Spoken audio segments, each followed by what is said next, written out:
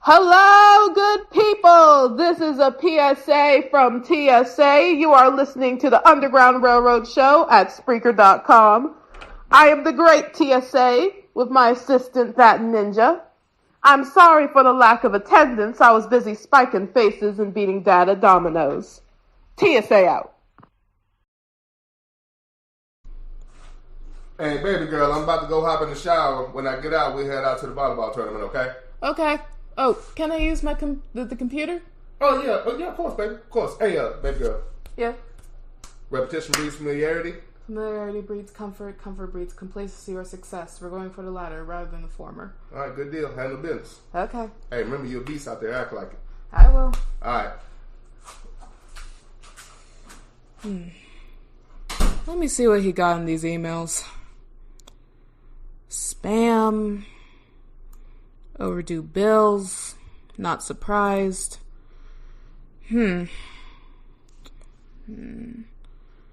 Fuck the police coming straight from the underground.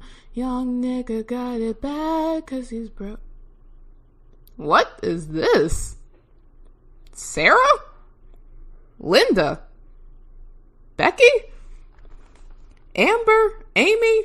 Molly? Ginger? Heather? Karen? Oh, hell no. We are not having this. No, I don't want no Pancake Tuesdays. Oh, God, delete. No, I do not want your lemon bars, Karen. Ooh, my dad's gonna get...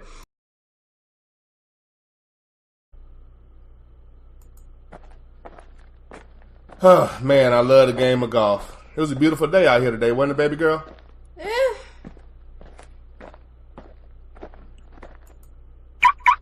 You didn't think it was a nice day today? Well, I am sweating all over, so... No, I didn't really think it was.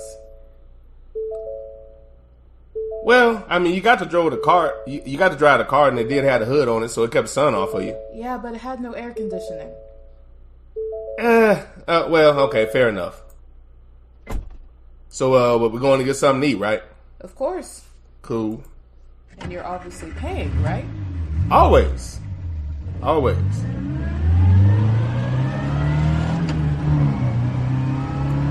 Man, golf is a fun sport. Hey, I drove the ball pretty well today, don't you think? Pretty well to the far right, yeah. But, okay, even though I went right, my iron game was really good, and I was able to fight my way out of that. Yeah, but you hit it into the sand, and you did that quite often, might I add. Even when I went in the sand, my chip was really tight, so I was able to get out of there and get close to the flag. After 3 times. You have to admit, though, my putting game was really good, and it saved me a lot of the times from all of the bad hits I had out in the fairway. And it only took you 11 holes. Listen, until you get a good golfing game, I'm gonna keep giving you shit. I'm improving. I mean, since I've gotten started, haven't I got a lot better? Yes, you've gotten better since your injury. We don't have to talk about my shoulder, but I mean, that's another reason why it's coming along slowly, but, you know, I'm gonna get it. I'm gonna get it. Sure.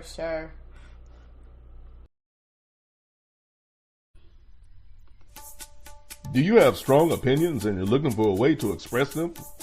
Are you tired of carbon copy sports radio that infests the airwaves?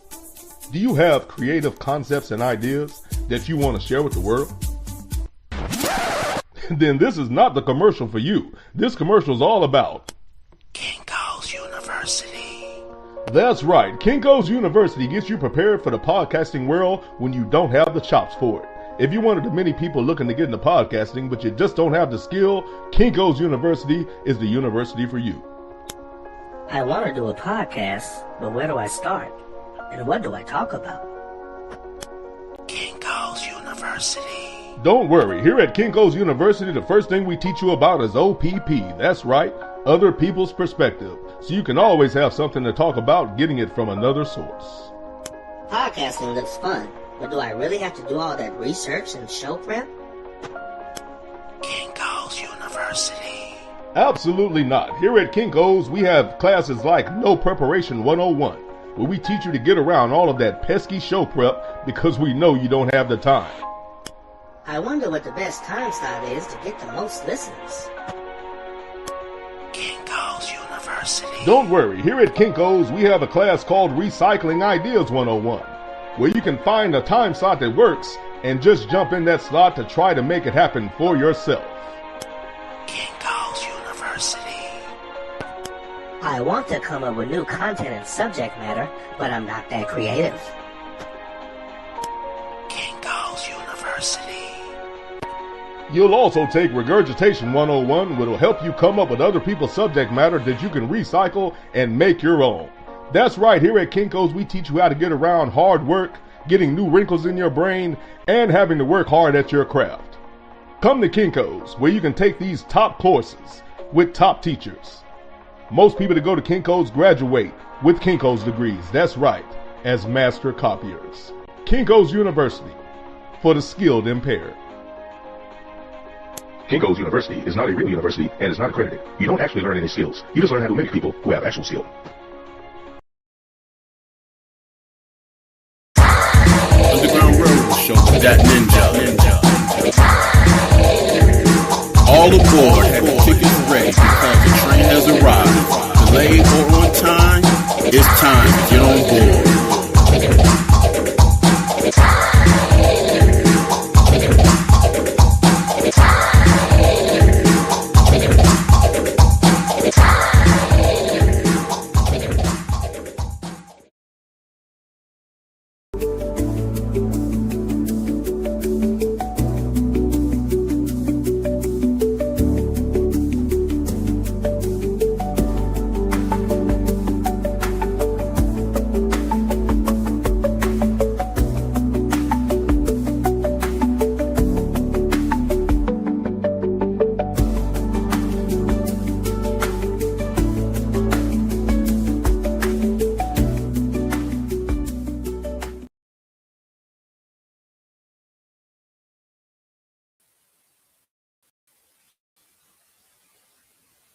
What's going on, fam? This is the Underground Railroad Show hosted by your boy, that ninja. Thank you for coming aboard, and I hope you are enjoying the ride thus far. Okay, right off the bat, my apologies for last week. Life happens. It was actually due to the climactic weather that we had here in Huntsville, and that I'm sure a lot of you had to endure throughout the country, especially those of us who live above the quote-unquote Bible Belt. You really had to deal with some weather. I know in Columbus, they got about a foot of snow, a lot of ice. School was actually shut down for a week. But no one understands this is a city that is equipped and has the infrastructure to actually deal with those type of elements. And they did something they never do, which is shut down schools. So the weather was extreme in a lot of areas. Long story short, had a long Sunday, ice prevention, taking care of the things we normally take care of. It didn't bleed into Monday as much as I thought it would, but it still kind of threw me off. I didn't get to show off that day. Wasn't able to find a practical makeup day after that. So my apologies for last week. I actually still have that show in the can. I'm going to come back around to that. The title of today's show is Coming for Us. The title of today's show is Coming for Us. I have a few thoughts on that, and I'll elaborate. Nigga, please. It was actually, I was speaking to Light Skywalker, a.k.a. L. DeBarge. No, I'm sorry, not L. A.k.a. Chico DeBarge, fresh out the pen, a.k.a. Sarge from a Soldier Store. But I was speaking to ABM earlier, and that, we spoke about a couple of things here and there. I know I'm a little conversation with us, bloviating about whatever. And we started talking about this, the frustration of so many of us not focusing on the actual issue and deflecting and being a victim of the psychological warfare that you deal with that causes, I think, a lot of us subconsciously to somehow work whatever the issue is back around to you. You know how we talk about how white America voted in this savage piece of shit. But the conversation is, quote unquote, black men put him in the White House. Now, there are a couple of things there. One could be pure ignorance. Two could be a lack of math. The other thing is just self-hate and a cowardice to actually speak to and about the actual problem. I don't understand that, but it's a disease that plagues a bunch of us. But myself and ABM were talking about that, and we spoke about the notion of America coming for us. So, and again, this is on the heels of obviously what's going on with the Hispanic Americans in the country. Supposed to be Mexicans, but anybody that has the look. So whatever's going on with because of their current situation, savagery left and right, because of that, you're hearing this notion or this narrative that, again, not focusing on the actual issue, talking all around the issue, and then coming around and saying they're coming for us next. Us being black people. Interesting. I'll give you my thoughts on that. One second. Let me do my usual spiel that allows people to get in. But again, having to deal with some weather that actually didn't hit. We got a good amount of rain, and we dropped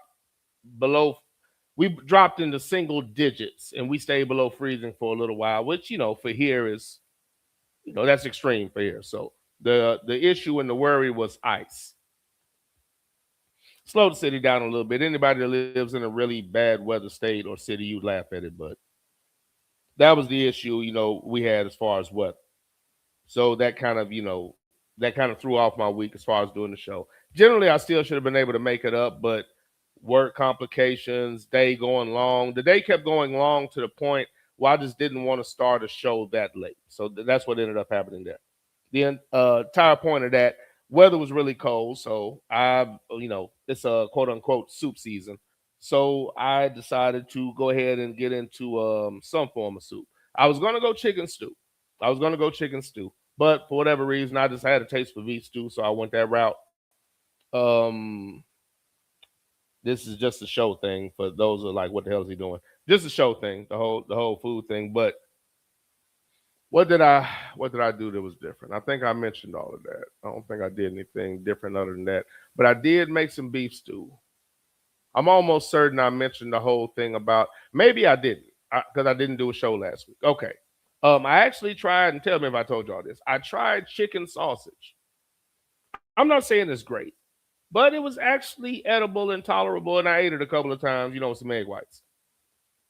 Now, anybody that's listened to the show for a while knows that when I was still partaking in pork, and that's really, I think, what it was. When you're actually still eating pork, any type of substitute, it's not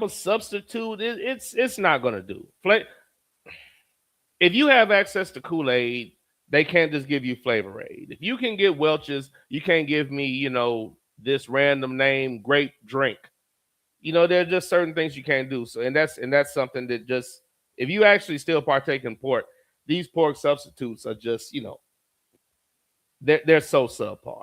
But I guess because I've been off the pig for so long, when I tried this, I wasn't like immediately disgusted. It was actually kind of edible. Again, I don't know if I mentioned that or not, but for those who listen to the show, for me that's like a reach. That's really a reach. I didn't do anything extra with the beef stew. Came out great. General carrots.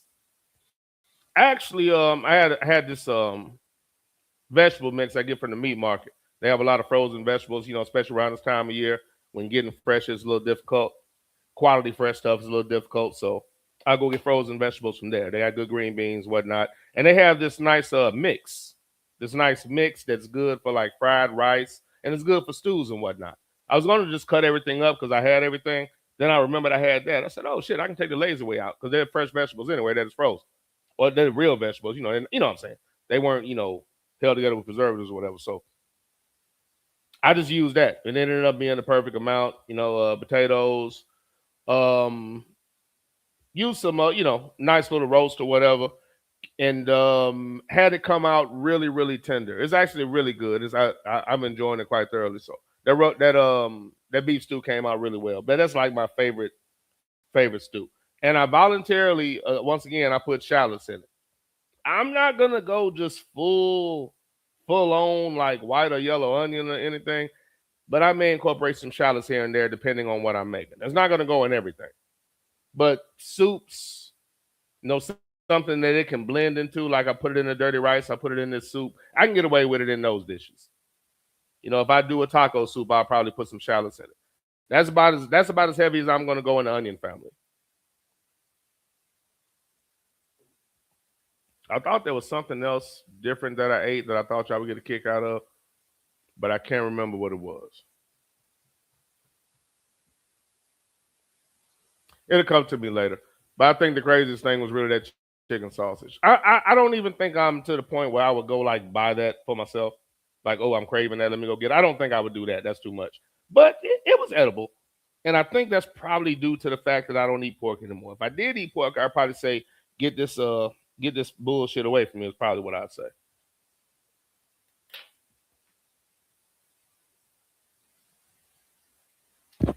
Oh, ABM said frozen vegetables are loaded with sodium. I think, let me double check. I want to say the meat market just freezes them. They're not like the, not like the store bought. The meat market kind of just, I'll double check, but I think I asked about that. Generally speaking, you're right, but not with those. Not with those. But yeah, if you buy your generally frozen vegetables, you're going to get that. You're going to get that. And generally, I just cut them up, but I had that. I went lazy. But generally speaking, you're right, sir. Generally speaking, you're right. All right, man. Let me go ahead and get into this. There was something else I want. Before I get directly into it, Happy Black History Month. Happy Black History Month. It is the 2nd of February in 2026. And what I'll do like this is any different from any other show, but I'll be intentional with every show in February. I'll give you somebody in Black history I respect, and I'll give you, their philosophy or a couple of their quotes and incorporate it into the subject matter in the show. And that'll be easy today. So,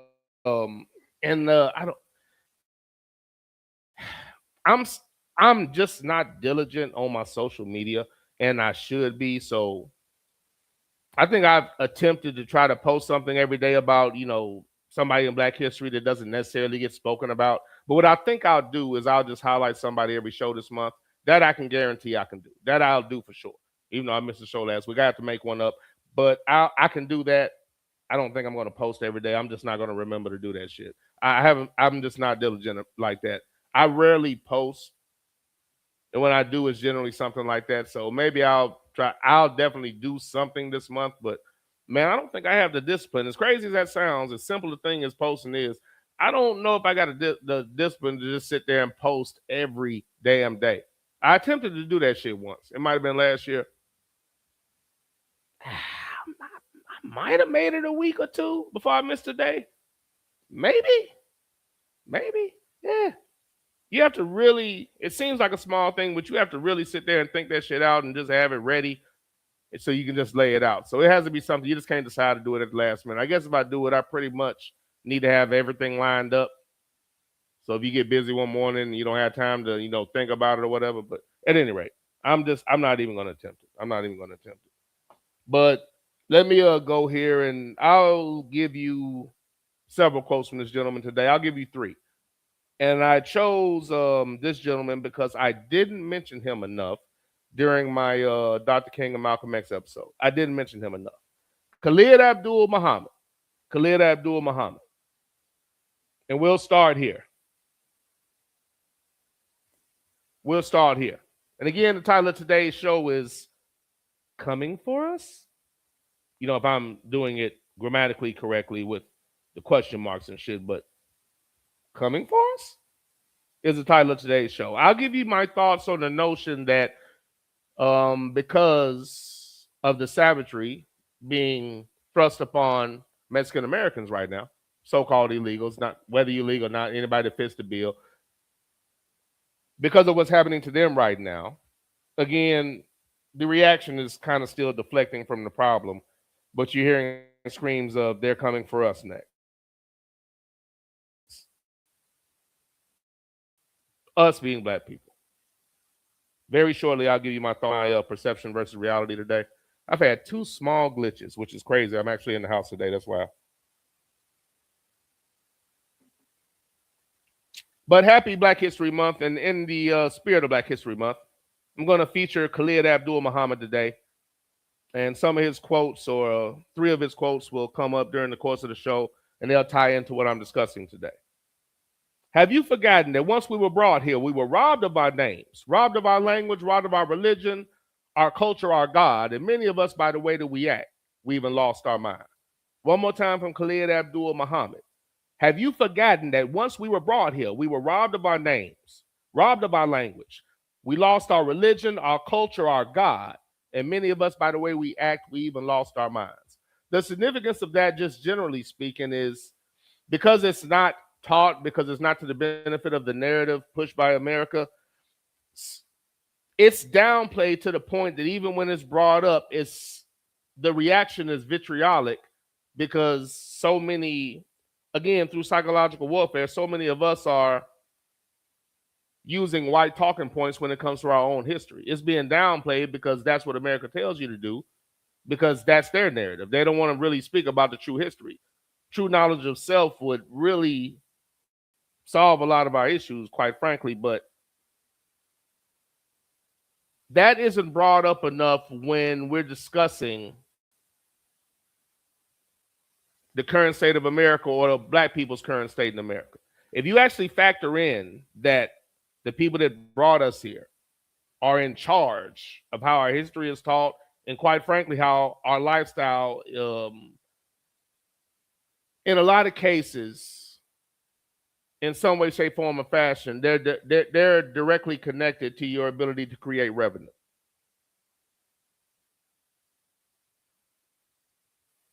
If you understand origins and you understand the history, you'd understand how false the history is. You'd be very apprehensive at what is told and taught to you if you really studied and realized how many lies were pushed. You wouldn't be so quick to say that this news source ran by this group of people that throughout the course of history have shown themselves to, at a bare minimum, to dislike the majority of the people that look like me. Maybe I won't be so quick to just jump on to and believe everything they say as if it's the word of quote unquote God.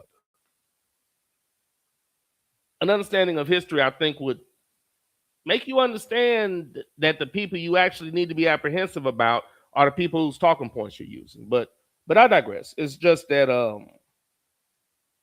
to act like being stripped of everything,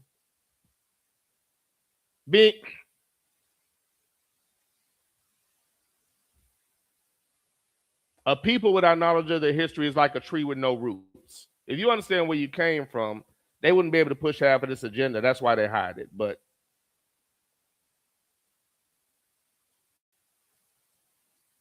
And that goes, and that ties into the title of today's show, Coming For Us. So I'll highlight somebody every show during Black History Month, and again, that's down there like any other show. But I'll be intentional. Today's highlight is Khalid Abdul-Muhammad. He'll come up a couple of more times during the course of the show, at a bare minimum 2 more times. So, do I want to do quick intros? I can do quick intros. It's not that bad. I'll do introductions, not quick introductions, but quick meaning at this point in the show. I usually like to give you something to think about first. I'll do introductions for those that are in here right now. Then I'll get into the subject matter and my thoughts on the notion of America coming for us, quote unquote. I can't say ahead of time. That's a lie! That's a goddamn lie!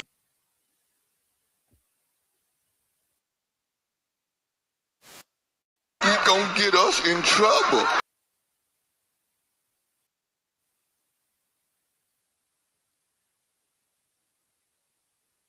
Wait a minute. You black, you live in America, you in trouble. I can't get you in no trouble. I had the wrong one. All right. Let's go ahead and introduce everybody that's come aboard. Look at the first man aboard the train. Free agent Raider for life. What's going on, fam? Thank you for coming aboard. Hope you are enjoying the ride thus far. The Reverend Raider. who generously co-hosted my annual show on religion last year. ABM said Shabuzi is giving us a show. Shabuzi, isn't that one of them R&B niggas? Was he a rapper or some shit? You're funny, sir. You're funny. Well, thank you, Sarge. Thank you, Sarge. We have the angry black man on the train. What's going on, sir? Thank you for coming aboard, man. Hope you are enjoying the ride thus far. Raider for life, rough year. Firing a white man after one season is rough business. But I will say my new squad is making it rough on me. When I get into my football rant, if I have an opportunity to, it will be absolutely nothing but complaining. Nothing but complaining. Thank you for coming aboard, ABM. ABM spoke it earlier, but when he said frozen vegetables are loaded with sodium. Sluggo's, oh, we got my man Sluggo the motherfucking Hammer on the train. What's going on, sir? Thank you for coming aboard, sir, and I hope you are enjoying the ride thus far. Once again, I do apologize for missing that show last week. You know I'm not going to be gone long because, quite frankly, I'm a junkie. Man's got me, man. I don't got no control over it, man. I try to kick, man. That shit just be calling me, man. Be calling me, man. I just gotta go to it. Need help, man. Coming aboard the train to his usual bomb drop for slapping the sauce out of his wife's hands when she tried to apply it to my ribs. Real talk, true story. We got none other than the great Sidney Jackson. Amen, preacher! And Sidney protected the rib bones.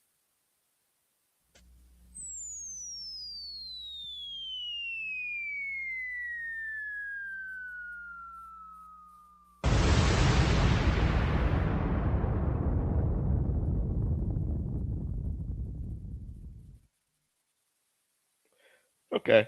I see we got Sluggo still in my thunder, but okay, let's go ahead and go there now. Sluggo said, every month is Black History Month, sir. Sir, you are 100% correct. And since you said it already, let me just go ahead and give you that. Amen, preacher! Along the lines of today's show coming for us, I'll just give you this a little bit now before I jump into it. Black History Month itself. So a large portion of white America is very upset about that. They find it very insulting. And that's when they say things like, well, there shouldn't be Black History Month. It should just be American history. But the reason it's not looked at like that is because of all the fucked up things that your ancestors and you continue to do. That's why we had to point out a Black History Month, because otherwise you wouldn't fucking teach it. It has nothing to do with us. It has everything to do with you. Now, on the other side of that, every month is Black History Month. The entire Morgan Freeman tried to say this, but the way he said it, really, he went about it the wrong way, if you ask me. I understood what he meant, but just the way he said it was, he let them off the hook when he said it. So telling half the story doesn't help, in my humble opinion. The fact that there has to be a Black History Month shows the issue. If it was just one America, if it was just us, if they didn't look at it as us and them, there would be absolutely no need for a Black History Month. There's a need for one because otherwise you won't fucking teach it. And even during Black History Month, they don't teach Black history. They cherry pick the history they want to teach. And even then, when they do that, they bastardize the shit that they cherry pick. So you really don't get it. You have to study it on your own. And let's keep in mind, I don't want to go too far, but I mean, they're making that illegal, or they're removing it and recontextualizing it and white-splaining it. But again, the notion of coming for us. I would think misrepresenting someone's history and marginalizing them to the point where you have to pacify. Again, to even give us the month is one thing. Number one, giving us the month is not really a big deal. It doesn't mean shit. It's kind of symbolic. And even during the month, it's very much not symbolic because you're not teaching the hard facts and the true history of the country. Even if you didn't want to teach all the horrible shit, you could at least teach how in every war without Black people, you incompetent motherfuckers would have lost. You don't even teach that. You don't teach about the Rhode Island Regiment. You don't teach about, I mean, even we can talk about the motivation to even want to be a part of the war and help these people, but everybody from the Buffalo Soldiers to the Rhode Island Regiment to every Black black group of people or individuals, even in the Revolutionary War, Lafayette, he was a double agent, and without his information, they probably would have lost the war because the British were about to attack one of the heaviest posts and a sneak attack it, and America had no idea. But because James Armistead Lafayette, I think was his name, he was a double agent. In every damn war in the history of this motherfucker, some black person helped these incompetent motherfuckers to win it. When we were never even really a part of the fucking system, and we weren't afforded none of the fucking luxuries that a so-called citizen of the country is afforded, and we still help these motherfuckers in every fucking war. So yes, Black History Month is bullshit because even during this month, they don't even teach you that. If you don't want to teach about how fucked up you were and how you stole everything, you can at least teach about all the contributions. They don't do that because if you learn about all that, you're like, okay, but what did y'all invent though? So you're absolutely right. You're absolutely right. One point I was going to make is that I think the ancestors of the savages that brought you over and committed some of the most horrific acts in the history of mankind, having the final say-so on how and when your history is taught, I think that qualifies as coming for us. I'm coming for us. I think if the ancestors of the people that brought you here decide how, where, and when your history is taught, I think they're coming for us already. What? Nigga, please. That seems like a slight attack, but we'll continue that in a second. But Sluggo, you're 100% correct. Sydney said, did Ninja burn his Ohio State flag? That is funny. I'll get into that if I can get through this opening. ABM said, Sid Jack, he sent it to the cleaners to get those skid marks off from it. ABM said, Sidney Jackson, he sent it to the cleaners to get those skid marks off from the skid marks from Indiana off of it. That is funny. That's funny. That's funny. That motherfucker must have lost his goddamn mind. Sluggo said, I need to do more research on Ida B. Wells because apparently she'd walk out of meetings on your arse if she thought you were cooning. She also walked out on the women's suffrage parade when the whites asked her to walk in the back. She would walk out on many of those so-called black organizations in 2026. Again, I need Ida B. Wells. Okay. Again, let's bomb drop that. That's understanding that symbolism and marginalizing me when you're allegedly, how the fuck is this something for me if you want me to march in the goddamn back? Just having a so-called seat at the table with no power.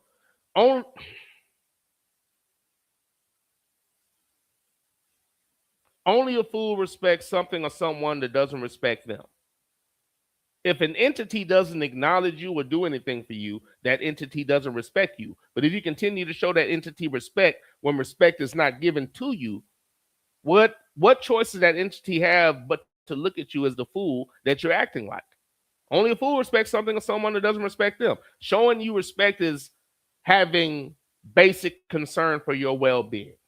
And just ask yourself, does that apply to these people and parties that you defend so vigilantly? And again, so obviously Ida B. Wells wasn't about that shit. If we learn from our history, again, if we knew about that, if we knew about Ida B. Wells and that particular mentality and why it's completely unacceptable to quote unquote play the game, to not tell the truth because the people who are causing the problem might find it to be uncomfortable. Damn, so to be in a political position but not be able to speak about any of the people that look like you coming for us. Hey, slow down. Watch your speed. Sidney Jackson said 50% or more of their fellow burrito rappers voted.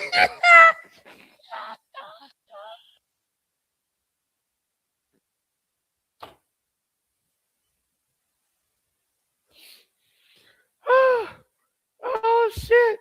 Okay, Sluggo and Sydney still in my thunder. I'll address both of those points now since y'all own it. But again, to clarify, just to tie it in, since you did bring it up, Sluggo, again, the notion that they're coming for us. When your history and your contribution to this country, when you built it physically and mentally with all of your contributions is minimalized to a month and being erased in real time, I don't think you have to worry about somebody coming for you if they've already white-splained your history. And then even the bullshit white-splained history they give you now, they're like, that's too much. We don't want our kids to feel bad. So we're even going to pull that back.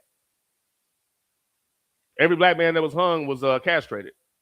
They left that out. All those little hanging pictures, they're inaccurate because the pants would have been down too. That's what they did. It needs to be understood because you're really going to pretend like that type of savagery was just bred out of them in 3 or 4 generations? Go back and look and see how many generations have passed since then. Put it in perspective. If you do, you wouldn't be surprised by the way they act. Like, oh shit, they just being themselves. Just saying. Sydney said 50% or more of their fellow burrito rappers voted for a party that said they would throw Paco, Jesus, and Maria back across Rio Grande if they don't care about them.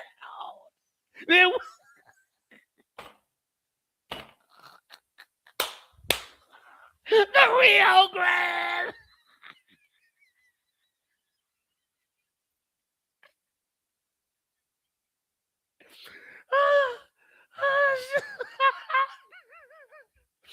I'm sorry. God damn, boy, you stupid. Okay, I did have a point along this line. God damn, you stupid.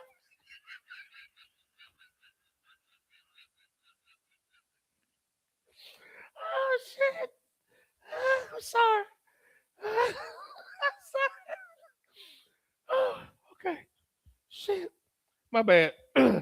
Sidney Jackson said 50% or more of their fellow burrito rappers voted for a party that said they would throw Paco, Jesus, and Maria back across the Rio Grande. If they don't care about their own, then why do they expect black people to shield them from ICE? Great point. That's something else I was going to bring up since y'all are very smart. I'll just bring it up now. But Sidney Jackson? Amen, preacher!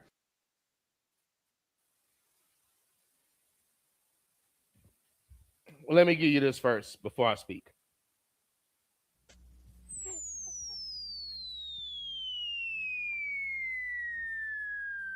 Back across the Rio Grande.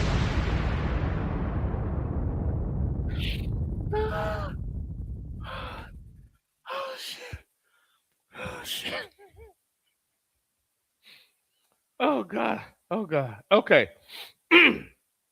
As far as what Mexican Americans are going through, as I told y'all, I had a coworker, had past tense, has his citizenship, obviously, because we spoke about this when we were speaking about the problem and how this man got in the White House. It was all set up, but I don't have time to regurgitate that right now. He voted for Trump. We're talking about he would get pulled over 1,000% by ICE. He's a citizen, but he has an accent. He speaks English, but he has an accent. He has papers and a license, but he has an accent. He would get pulled over too, but he voted for Trump. And that is what Sydney's talking about. That's on y'all. And another thing to remember about that, and I might elaborate on this a little bit more. Maybe I'll just get everything out of the way now. Number one, and I'll be specific, but when black people were going through it, when we're going through whatever we're going through, whether it be mistreatment, police brutality, injustice by the judicial system, where was the cry from the Hispanic community? If you can show me evidence, and again, let's be specific. If you have a personal relationship with somebody, they've earned your respect, you care for them, they care for you, that's different. But if we're talking about communities and standing up, only a fool respects something or someone that doesn't respect them. If you are in a situation where you have verifiable proof and papers and receipts on somebody that's going through this, on a Mexican individual that's going through this, that you know has put in work and that you feel that way about, that makes all the sense in the world. But just to blindly do it without looking to see if that was reciprocated, it doesn't make sense. Again, don't respect something that doesn't respect you. I'll tell you something that QT said. Those that know. When a baby girl was young, we were going to she was going to birthday parties, and I just won't say whose parties, but no. We were inviting people to her birthday parties. We can just keep it there. We're inviting people to her birthday parties. And after probably a couple of years of that, and I was getting ready to do the inviting again, you know, she was like, no, why are you going to invite them? And I'm like, why not? And she said, do they ever invite us to their kids' parties? Because at first I'm like, you know, why are you acting like that? Of course I'm invite them. Of course, you know. She said, do they ever invite us to their kids' parties?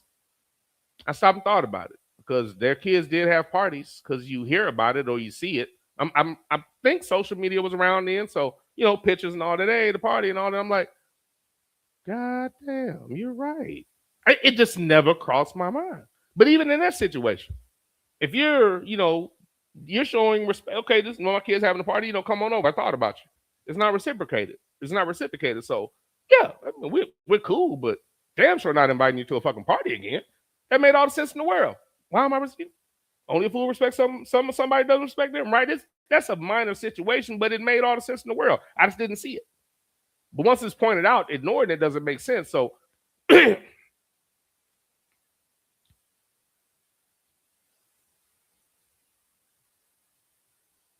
If there's a large outcry and they're standing right there with us, this is bullshit. You know, we're all minorities here. Let's work together. That hasn't been the case in my experience. It's been people like the cat that worked with me that voted for Trump, and it's been a lot of them thinking that, you know, we've done this, we've done that. That's why we've gotten advances in America. You know, we're better than y'all. That type of attitude. That's happened a lot. Again, I have real conversations. Look at the people that are actually attacking them now as gods, when, you know, wiser people may have told them many moons ago, watch ley tú eran mucho todos diablos. Told them a long time ago to watch out. And now they're like, oh, sí, mucho diablos. I'm like, but they had that attitude that we're better, we're advanced, we're the biggest minority, and now, welcome. It's fucked up, but a lot of it is your own doing with the way that you vote, with the way a lot of you have voted, and the lack of respect. I spoke about that. You know, I can't remember what council she was on, senator, whoever she was. She was a Mexican woman, and she was shitting on Dr. King's legacy, never stood up for us for anything, but said, if you're not standing up for Mexican Americans or whatever was happening to some Hispanic group at that time, then you should not quote Dr. King. Well, thank you, Mexican woman, for telling us how to feel about somebody that did not give a shit about what you're talking about. He wanted a better life for everybody, but it was black people against the people that we had a problem with, white people that were acting fucking crazy. That's what it was about. And now all these years later, everybody wants to recontextualize his motherfucking message for their own goddamn benefit. That's bullshit. I'm sorry, I'm ranting. The point in what you're saying, Sydney, is that save your energy, because they wouldn't spend that energy on you.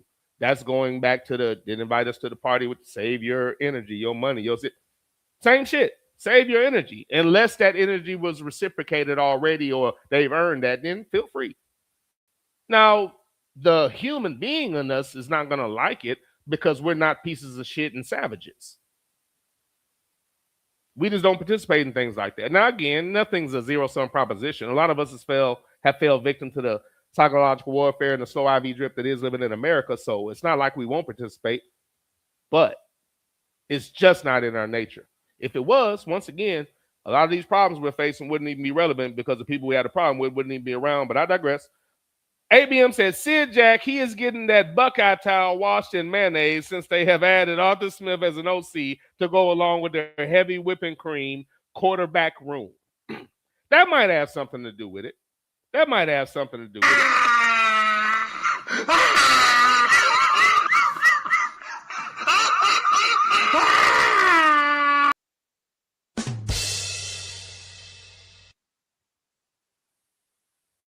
Now, the washing technique you speak of, I'm not going to co-sign that, but that will be discussed if I have an opportunity to go on that rant.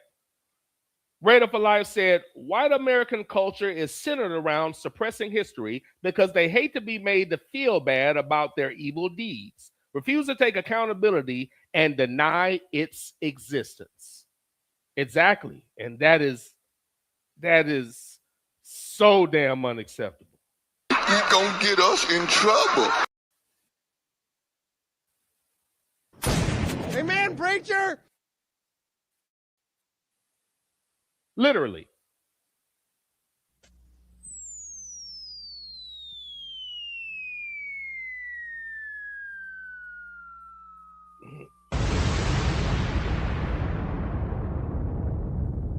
I knew somebody was going to notice that. But preach, Raider, preach. ABM said, Nick, what is that behind you on the wall? If it's a picture, it needs to be bigger for the giant wall space. I'm still debating on what I want to put right there. I think I'm going to frame up Pop's words, put a couple of my true heroes back there, one or two. I think I'm going to do that. But I don't think I want the Ohio State logo behind me. It's just, it's football season maybe, but I don't think I want that to be the primary thing that's behind me. I don't think that's the bulk of my show. But, ironically, ABM, you know what that is? That is an Ohio State Buckeye calendar. That is a Buckeye calendar at the bottom of it. And I saw that it was in the picture right there, and I started to move the motherfucker. But it's an Ohio State calendar, sir. That's what that is.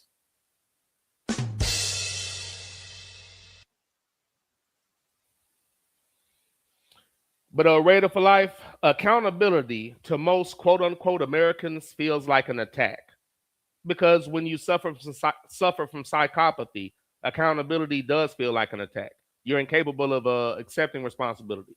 Accountability feels like an attack, and you lash out. And the only cure for psychopathy is isolation or death. You gonna get us in trouble. You black, you live in America, you in trouble. I can't get you in no trouble.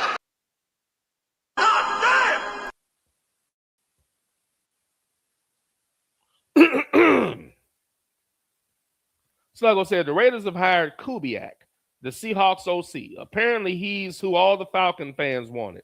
I wasn't solid on the guy who hasn't been a head coach, and I'm clearly not high on a failed head coach that they hired. Interesting. We'll put a pin on that and get back to it. The Raiders. ABM said, yeah, I told Nick yesterday that the Raiders and Cardinals were the only jobs still open, and Kubiak would take one of those. Yes, you did, sir. Yes, you did. Sluggo said, what about white history? If they told their real history, they wouldn't walk around with their chest out. But then again, these savages might still be proud. Sluggo, they would be. If you celebrate the 4th, you're celebrating the savagery that was portrayed onto our ancestors. It's part of it. So on some level, you're celebrating that savagery. You're celebrating your way of life back then. And they actually look at that as an attack and fuck you and go back to Africa. No. You don't get to act like a bitch because I'm telling the truth about your savage piece of shit ancestors. I'm supposed to hate the fucking air that they breathe. And if you still like them on some level, you're fucked up. If I was white, I could simply say, I'm glad I'm in the position I'm in because of what they did, but they were some fucked up people. And the average white person wouldn't say that. So is that a good person? Again, I've had this discussion. Again, most people go surface. I've had that discussion. They'll barely let you get there. Now, you can try to calmly get there. They're just going to start yelling because, again, accountability and attack, don't tell the truth. They just start lashing out. And I don't have empathy because I'm black and American. I deal with a lot more. And if I bring it up, you start telling me how fucked up I am. So I'll never understand biting your tongue and not telling the truth for some. Again, only fool respects something or somebody doesn't respect them. If somebody's not willing to hear the truth about your condition and what you're going through, that motherfucker doesn't care about you. So fuck them, fuck their feelings, and fuck what they talking about. But you know what? I'll stop. Y'all get me on a rant. But I think they would be proud, Sluggo, though. The whole point of that is they would be proud. That's why they still celebrate bullshit. That's why they celebrate Confederate soldiers and the so-called founders of the country. They were all low-life bastards that should have been tied up and burned to death with a blowtorch in front of the world. They'll be like, oh, shit, I don't need to act like them. I'm going to die like that. They were horrible, low-life, ignorant motherfuckers. The same people that committed George Washington ripped the teeth out of his slave's mouth to put in his fucked up ass mouth. And they give you all these nice stories about him. They told us he had wooden teeth in school. Wooden teeth? No. So you're gonna tell me he ripped out teeth from his slave and then said, "Well, that's enough from Charles. I'll just use wood on the rest of them." If he ripped his teeth out of their goddamn mouth, he didn't stop until he had enough. Get the fuck out of here. The hell are you talking to? Okay, man. Okay, at any rate. But just think about how fucking crazy that is. And we're taught that's the father of the country. Fuck that piece of shit. And I'm anti-American if I say that. No, I'm intelligent. I'm not supposed to like him. That's why the entire history is a fucking conflict. But nowadays, it's so fucked up. If you bring it up, most black people look at you like you're crazy. If you let that shit die, man, we're going to be worse off, not better. Again, let me get through this. I should have just started with the damn. Let me get through this. Where am I at?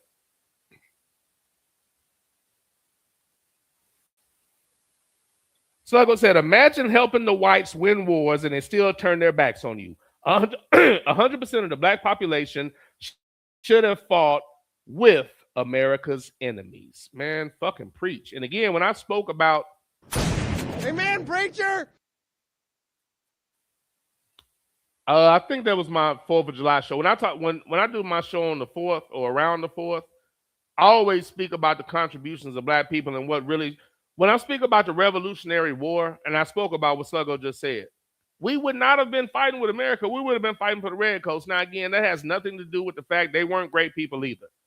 But what the offer was, whether true or not, was come over here and fight for us. And if nothing else, you get to go kill the people that were just enslaving you and doing a hell of a lot more than that. So you get to go kill these motherfuckers. And you allegedly get freedom afterwards. Probably some land and all that bullshit. It probably happened in some cases. Maybe it didn't. I don't know. It's not like they were angels either. But when you have no choices, that's a better choice than not. But to actually still fight with the people that you here with, no, I'd much rather get out of here. And I'd love to be able to come back and kill you. That would be great. That would be excellent. I'd love to do that. And they didn't teach us that either. Because if they did, you would understand that you wouldn't have been rooting for these motherfuckers. Francis Scott Key was a piece of shit. Sing his anthem that had you dying in it. We just gonna take that line out and that makes it okay. All of this shit is so goddamn infuriating and it's an afterthought now. They never taught us that and they're erasing that little bit of history. Now that it's readily available and people are actually, once you start learning something that actually feeds your soul, you just keep going.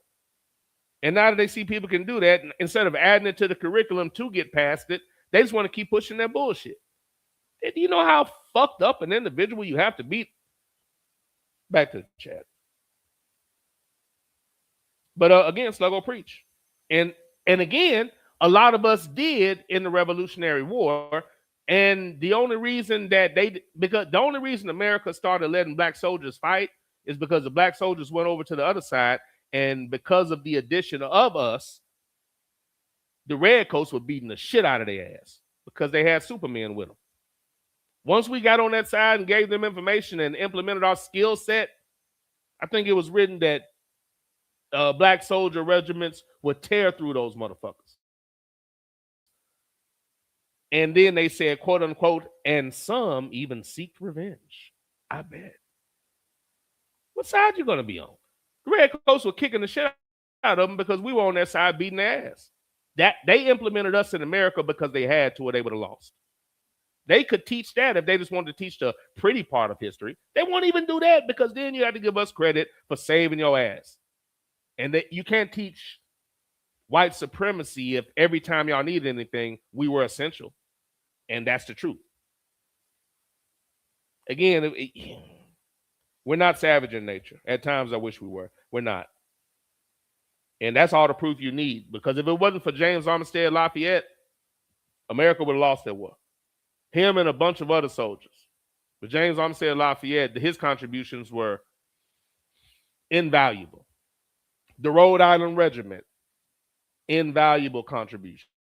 They're just, and again, these things could be taught easily. They don't teach it. Raider for Life says, so the Europeans have been trolling Americans, saying, so your history tells you the Americas came over and won World War II. Think we've been hoodwinked again. Yeah. It's again, I think I've always said that I think black people we're the only ones with true perspective because white people are delusional. They have star-spangled eyeballs. So everything the country does is right. We see the country for what it is because of our experience for the most part. So we see the country with a clear lens. We can actually describe it properly.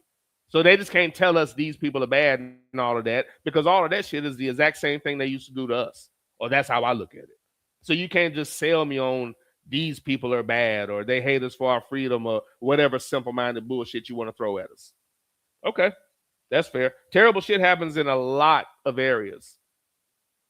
You don't go everywhere, though. It's not about whatever, man.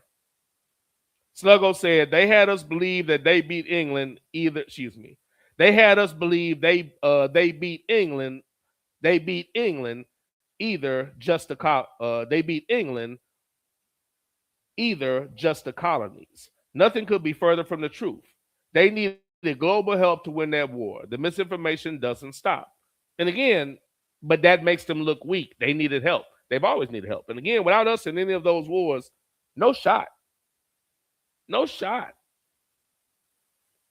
They wouldn't have even got through the Revolutionary War, nonetheless a Civil War. They wouldn't have gotten through either. But the Revolutionary War that started this so-called country, that started the country, without black people that should have been trying to cut their goddamn heads off, they never could have won the war. And again, even when they were in the face of just about losing, it took them having absolutely no choice. They did not want to put guns in the hands of black people for fear that we would turn around and shoot their ass. And they should have feared that, and we should have done that. And I think the quote is, I know these white folks, so I'm just going to deal with them. Which is an interesting quote. I mean, it's not for me I can't act like I would understand being in that situation. But they were basically like, I know these motherfuckers. I don't want to fuck with the people in the red coats. I don't know what type of shit they on.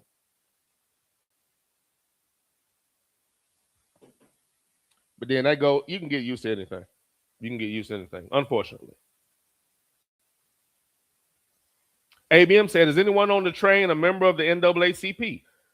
Y'all trying to make me go on too many rants. I did not right now.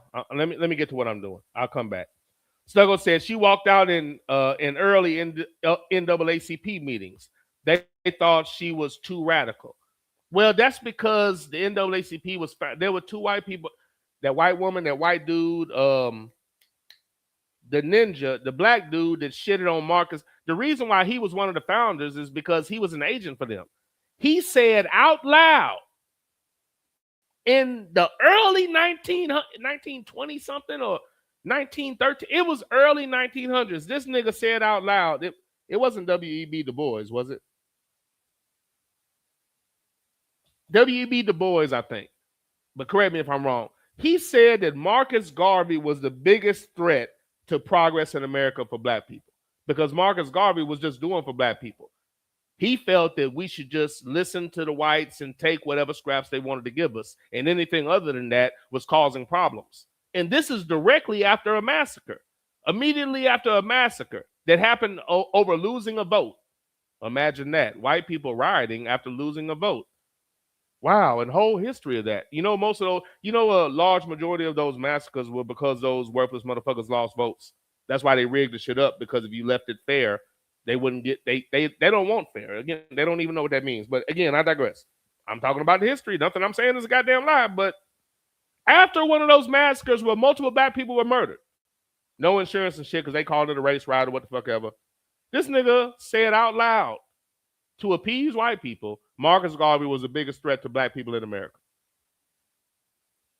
So yeah, somebody like that was a founder. If an organization, how relevant is the organization? When do they ever speak up on anything that white people do? The only thing I've ever heard the NAACP do is get on black comedians in movies and TV shows. I've never heard them say anything about white people. Ever. Where are they kicking and screaming about our history being erased? Is anything happening with that? That shit's not to be respected if that's not their number one priority right now. That shit's not to be respected. Go back and check the origins of that. We talked about that on the show one day. But yeah, I know why she walked out on it, because it was bullshit. Look who the founder is. Sluggo said, nope, ABM, the NAACP is trash. What I was just fucking saying. ABM said, is that an O? Oh, it's probably trying to say I. ABM said, I saw a hip-hop podcast say they were disappointed in hiphop.net. Speaking on what's happening in the world, ICE and their Gestapo tactics have nothing to do with black people. If black folks are alarmed or antennas, okay, go back. If black folks are alarmed or their antennas have been raised by the smoke being felt by Juan, Geraldo, and Jorge, then these black folks have been in denial all of their life about America and psychopathic colonizers. And again, there was one part I needed to see aside, but let me read that again. I saw a hip-hop podcast say they were disappointed in hiphop.net, speaking on what's happening in the world. ICE and their Gestapo tactics have nothing to do with black people. If black folks are alarmed or their antennas have been raised by the smoke being felt by Juan, Geraldo, and Jorge, then those black folks have been in denial all of their life about America and psychopathic colonizers. Again, sir, preach. Amen, preacher. Y'all are pretty much on what I'm going to be on, but preach, sir.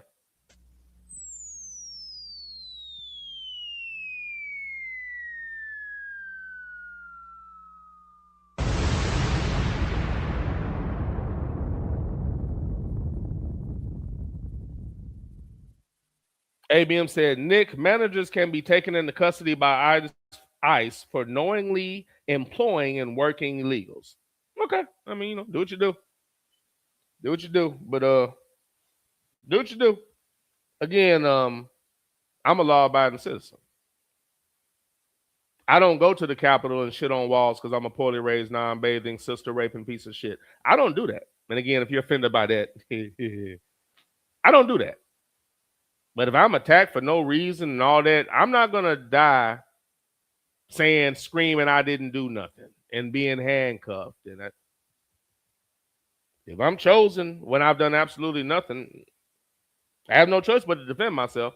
If I can watch a bunch of ignorant, low-life, non-bathing pieces of shit throw a tantrum because they lost in a system that their ignorant-ass goddamn ancestors set up, I'll be goddamn if I'm going to be brutalized. I'll be goddamn.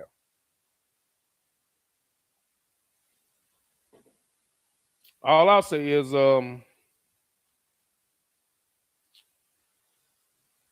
you set the energy, and I'll play along. No need to talk too much, but I'll match your energy. How about that? Isn't that what people say nowadays? I'll match your energy. ABM says, Sluggo, I used to get dragged to NAACP and Urban League dinners and Urban League dinner galas in Tampa. I never liked those things at all. From the outside looking in, it appears that all that they do are they do things that are approved by America. Do it in this way because I like that. We should not give one single solitary fuck about what white America thinks about how we move when it comes to organizations that are supposed to be for us or things that we're trying to do. That should not be a factor at all. Their feelings. Do Jewish people care what Germans think about their feelings and their history? No, because they don't pretend to deny that shit. That's how you actually attempt to move on.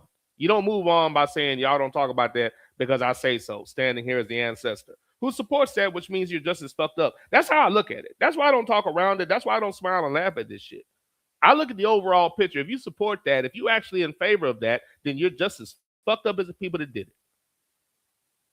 It's that simple, because I wouldn't do that because I'm not a goddamn psychopath that's poorly raised. It's that simple to me. It's that simple to me.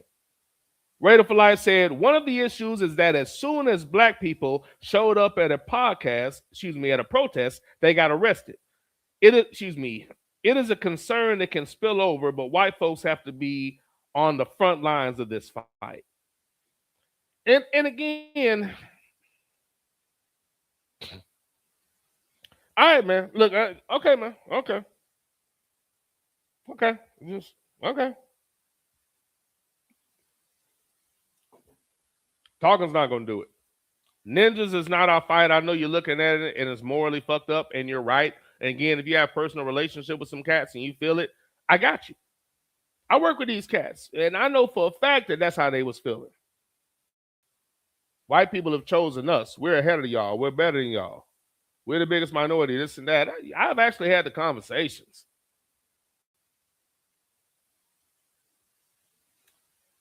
And now Diablo's coming for you. It's not everybody. Again, it's an individual based thing, but as far as like feeling like an obligation, all you have to do is just look for the receipts. Show me the large Mexican conglomerate that was there when all those things were happening to us. Or did they sit it out? Say, that's fucked up, but I'm not going to be there and no shit like that. If that's what it was, then reciprocate in the same way. Again, we didn't do this. That whole dumbass white talking point about black men and Kamala and shit. Man, if y'all don't talk about the goddamn problem, you're not really going to meet those motherfuckers in the White House. The problem is the people you're around every day that you smile with, they think the same way, and that's how you should treat them. That's the problem. They're right there around you. And as much as I hear about the lack of racism and all the good people, you should be able to talk to these good people and ask them why they would do that. Or ask them, could they talk to their other less enlightened friends to fix the problem? Because obviously these are great individuals, according to the things that I hear. Talk to them. It's the lack. Otherwise, intelligent black people lose all common sense when it comes to politics and religion. I'll never understand it. Otherwise, intelligent and productive black people lose all common sense. I'll never fucking understand it. I'll never understand it. Coming aboard the train with his usual good afternoon. Motherfucker.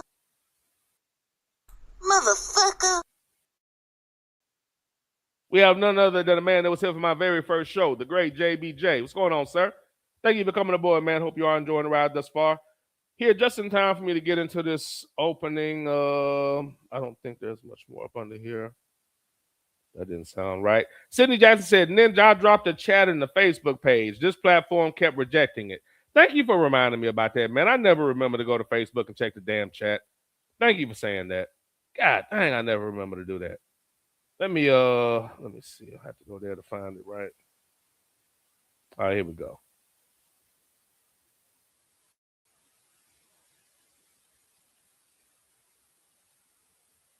Sydney, it's not. Dude, it is not in here, sir. Sydney, it is not in here as I look for it. Try to recontextualize it and put it in this chat room if you can, sir. Let me keep it pushing so I can get to it. JBJ coming in with soundbite request. I never fixed my board from the last show either. I might be a little limited early so I can get to the point.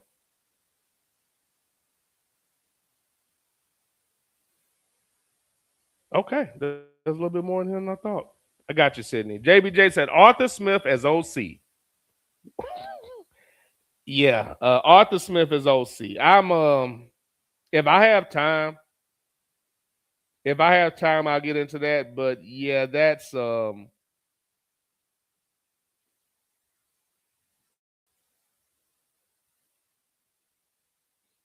Sydney, when I get past some things, JBJ, I'll put all these things back in here. But I did move a lot of that because those are all common sound bites that should be in here. But I'm almost certain I moved all of that. I did.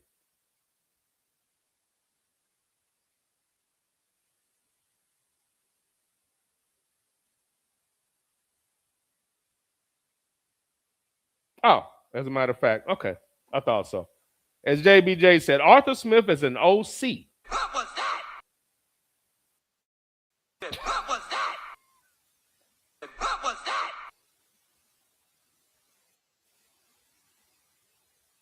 The truth is for everybody. but everybody might not be for the truth. JBJ, you got issues, sir.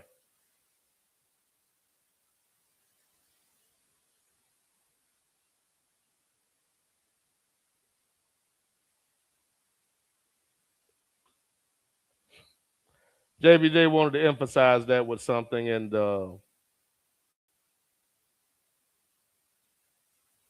as JBJ emphasized, white people have never been clean. Not now, not ever.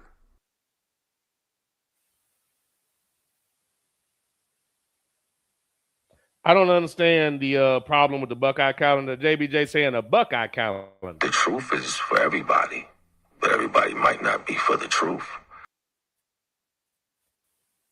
ABM said if ICE is in Chicago when the summer temps hit, they will get smoked. I really advise them to stay out of the city limits. I'm honestly waiting for that to happen. It should have happened already. ABM, JBJ, the Buckeye calendar is diabolical. I don't understand. I don't understand. I don't understand what's diabolical about that. He says, insert ABM laugh.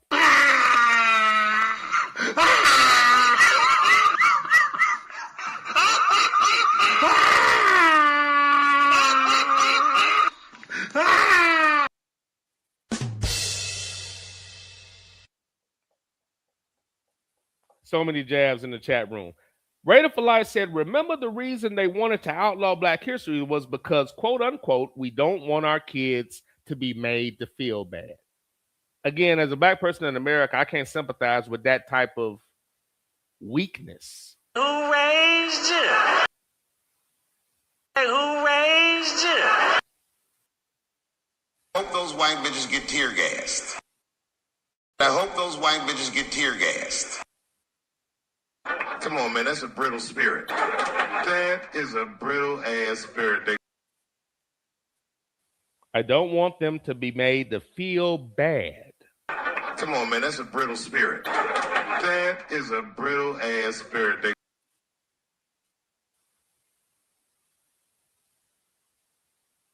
Sluggo, I was trying to CSI it. I was slow in real time. ABM said blacks during the Revolutionary War were as important as a fullback is to an elite tailback. Sir, that is 1,000% accurate. I don't know if anything more brilliant than that's ever been said on the train. Amen, preacher!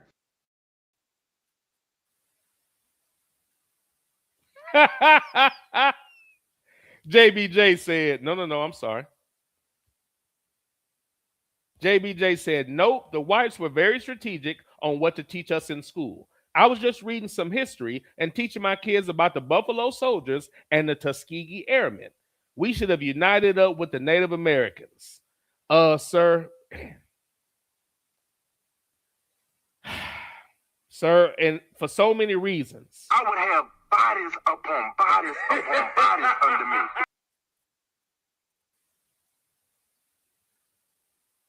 But unfortunately, America's so worried about black folks. The truth is for everybody, but everybody might not be for the truth. As JBJ said, we should have united up with the Native Americans. You're right. It's fact. You're right. It's fact.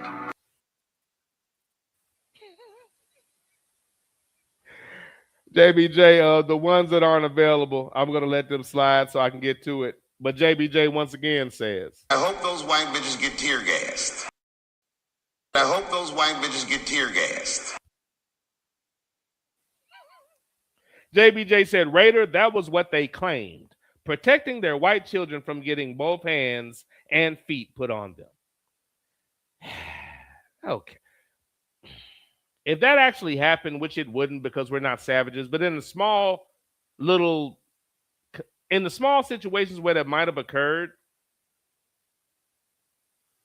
it's justified.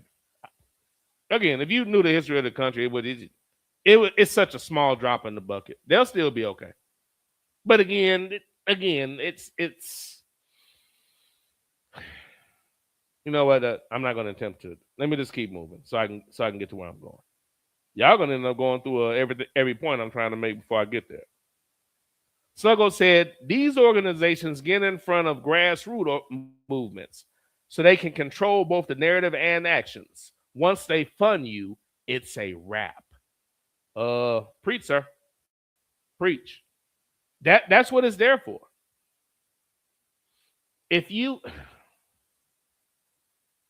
can't make a move or speak about anything without white America's approval, when white America is actually the problem in your opposition in the fight that you have, how can that possibly be productive? I can go through a million Malcolm X quotes that spoke about that.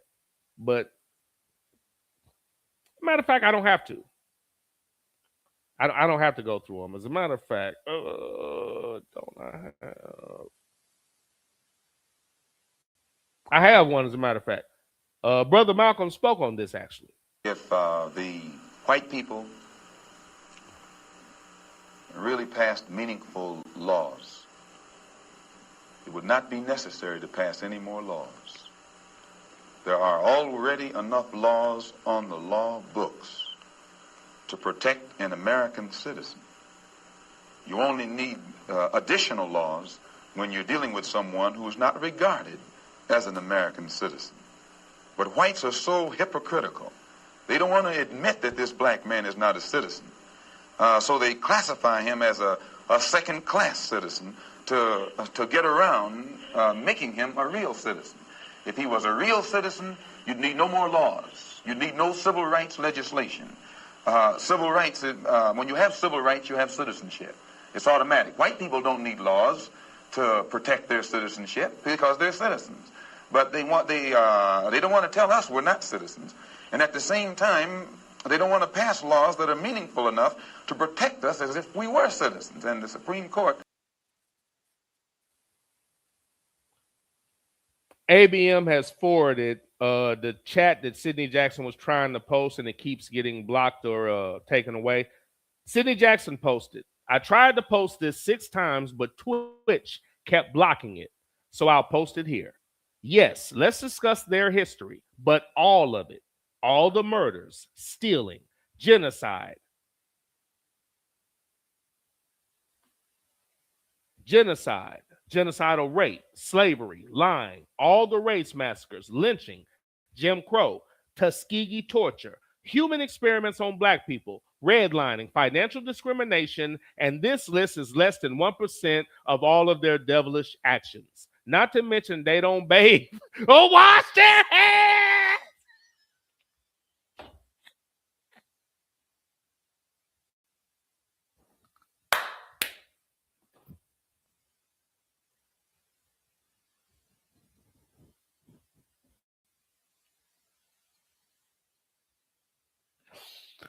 Cindy, you gotta stop, man. Yeah, Cindy will set you up because he'll sit there and be all serious and then. You know what? At this point, I should know that's coming. So that's on me. I should know that's coming. Oh, God dang it. Oh, shit, I'm sorry. Okay. I think what Sydney was saying was, there is no human being on earth that has murdered more living things than the Caucasian. He's a murderer and a liar. Take it or leave it, brother. Let me read that again, sir. That's brilliant. Again, y'all are right on the lines of what I'm going to get into, but I'm almost at the bottom of the chat, and I can go ahead and get into it. And okay, we're still not too late in the evening.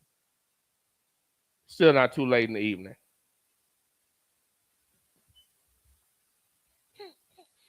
Boy, you're a damn fool. Sidney Jackson says, I tried to post this 6 times, but Twitch kept blocking it, so I'll post it here. Yes, let's discuss their history, but all of it. All of the murders, stealing, genocide, rape, slavery, lying, all of the race massacres, lynchings, Jim Crow, Tuskegee torture, human experiments on black people, redlining, financial discrimination. And this list is less than 1% of all of their devilish actions. Not to mention that they don't bathe or wash their hands. You're right. It's fact. You're right. It's fact. Oh, okay. Again, let me address this for anybody that might be listening, thinking to yourself, this is inappropriate. Uh, how could you do this? This is part of the problem.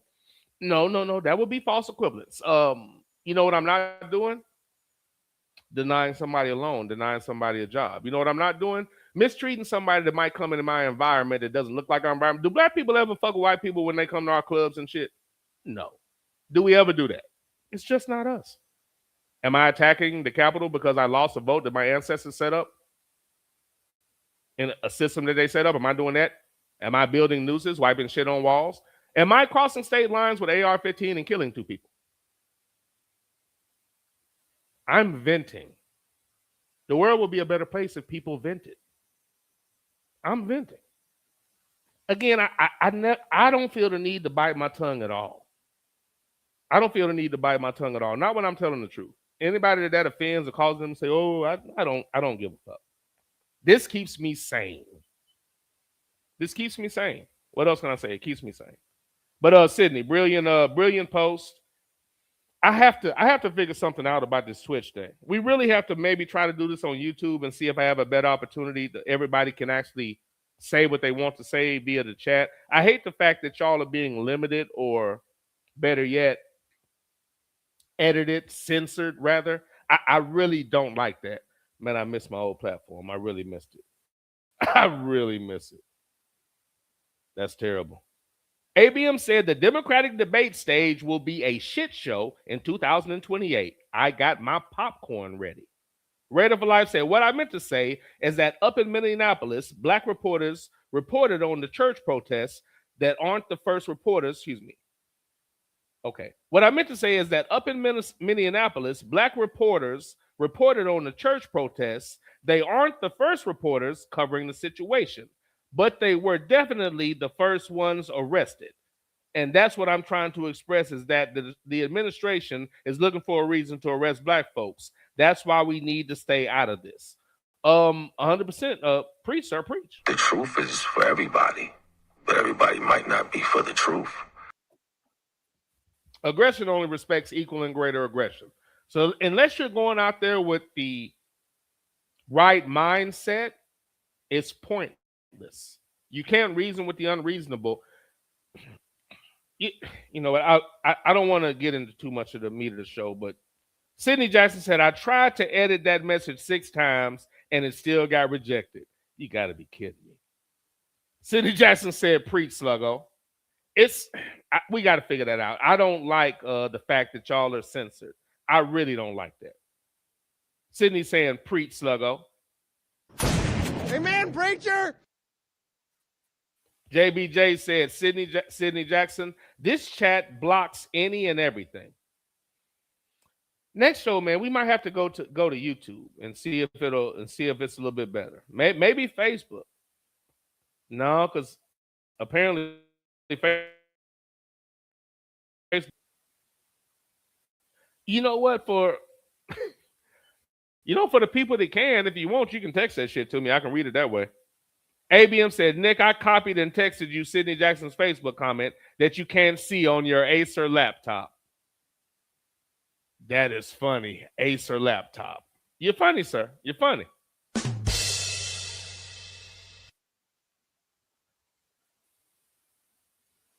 Yeah, Raider, this comes in handy a lot. But Raider saying, come on, man, that's a brittle spirit. That is a brittle ass spirit. Raider saying wow to that. Yeah, wow is right, sir, but that's what it is. It's a brittle ass spirit. Come on, man, that's a brittle spirit. That is a brittle ass spirit. Think about it. We're asked to ignore white actions, but they get to throw tantrums about black verbiage. Black verbiage, that's 100% true, by the way. They get to throw a tantrum about that. That shit's amazing. That's just amazing. But such is America. Sluggo said many of the natives joined forces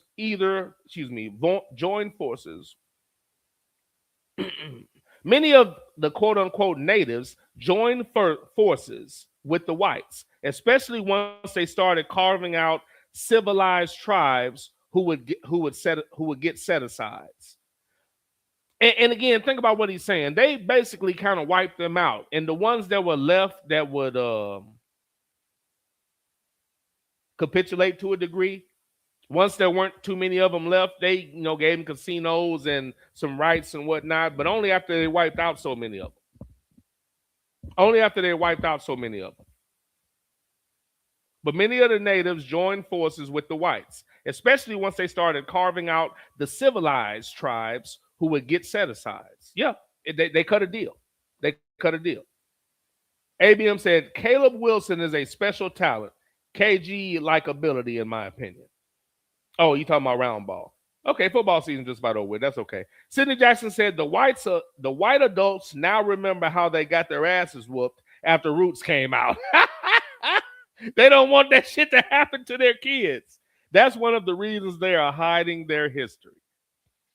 But again, okay, but look at it. I know you're not saying this, but this is the problem, like white America or people that might empathize. That's just chickens coming home to roost. That's karma. That's your own doing. You're doing that to your own children because you refuse to address it. Address it, meet it head on, deal with the discomfort and discourse that comes from it, and then you can hope to quote unquote move forward.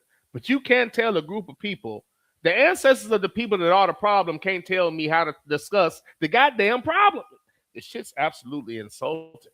But I digress, but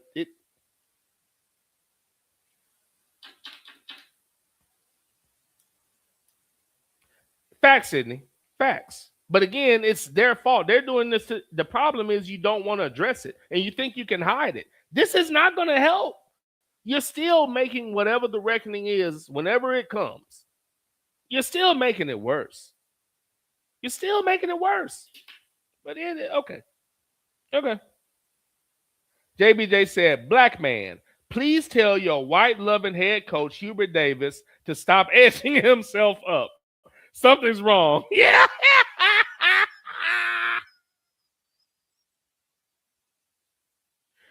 JBJ, you a damn fool. But you know what? I think you're right, though. Blind motherfucker.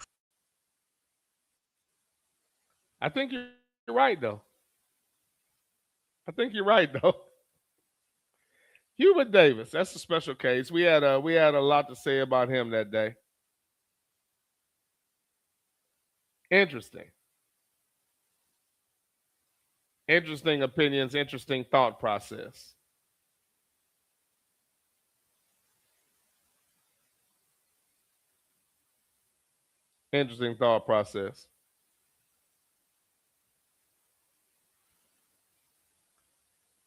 Give me for that pause. I know damn well. Now that's funny. That actually.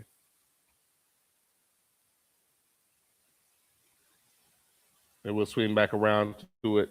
That's appropriate. And that actually should be right there. Okay, we're going to bounce off of that. I'll come back to you, JBJ. Sluggo saying, preach, Sydney. Twitch is on that bullshit to block that. Yeah. I don't I don't understand what you really said to get blocked in that situation either.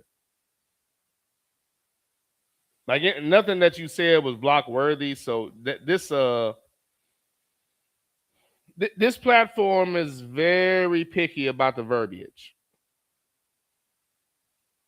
Very picky about the verbiage.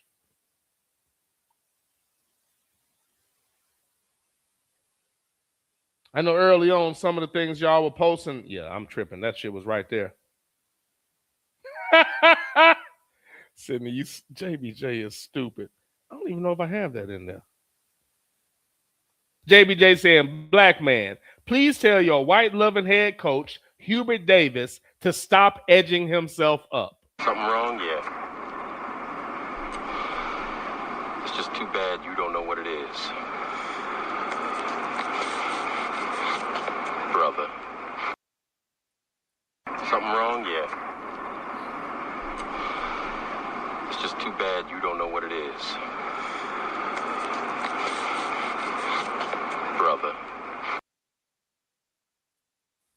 Wow. ABM said, JBJ, I was about to post the same thing. He is foul for trying to keep that edge, and he is aging like his wife. White man just a joy to be around. They smell like lemon juice and pledge furniture cleaner. Yeah, the white man. JBJ said, black man, stop before I wake these kids. ABM said, Ninja, are you rocking a skull hat because you have a Sherman Hemsley? 100%, sir. Hey, listen, it's either rock the skull hat or the show would have started at like 6 o'clock Central.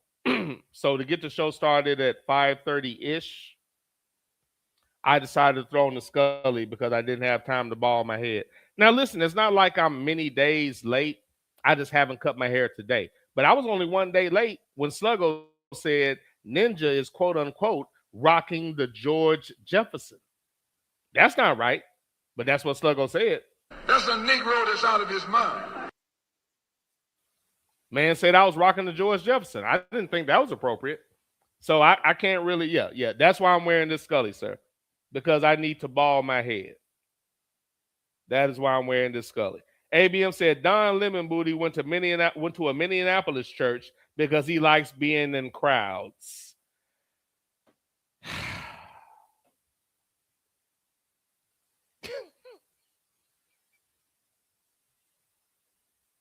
ABM said Glenn Rivers took over a team that was 30-13 and has since gone 79-72 and soon to run Giannis out of Milwaukee. Round ball talk. ABM said that photo was worse than I thought, Ninja. I was just glancing at it. Hold on, what were we talking about?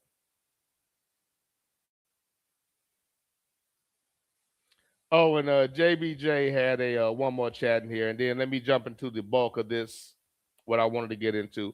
And again, I thank y'all for the back and forth and kind of getting on topic early. As always, I appreciate y'all being on topic early. And there were 2 or 3 points or 2 or 3 things I wanted to discuss that were kind of brought up, and we covered those to a degree.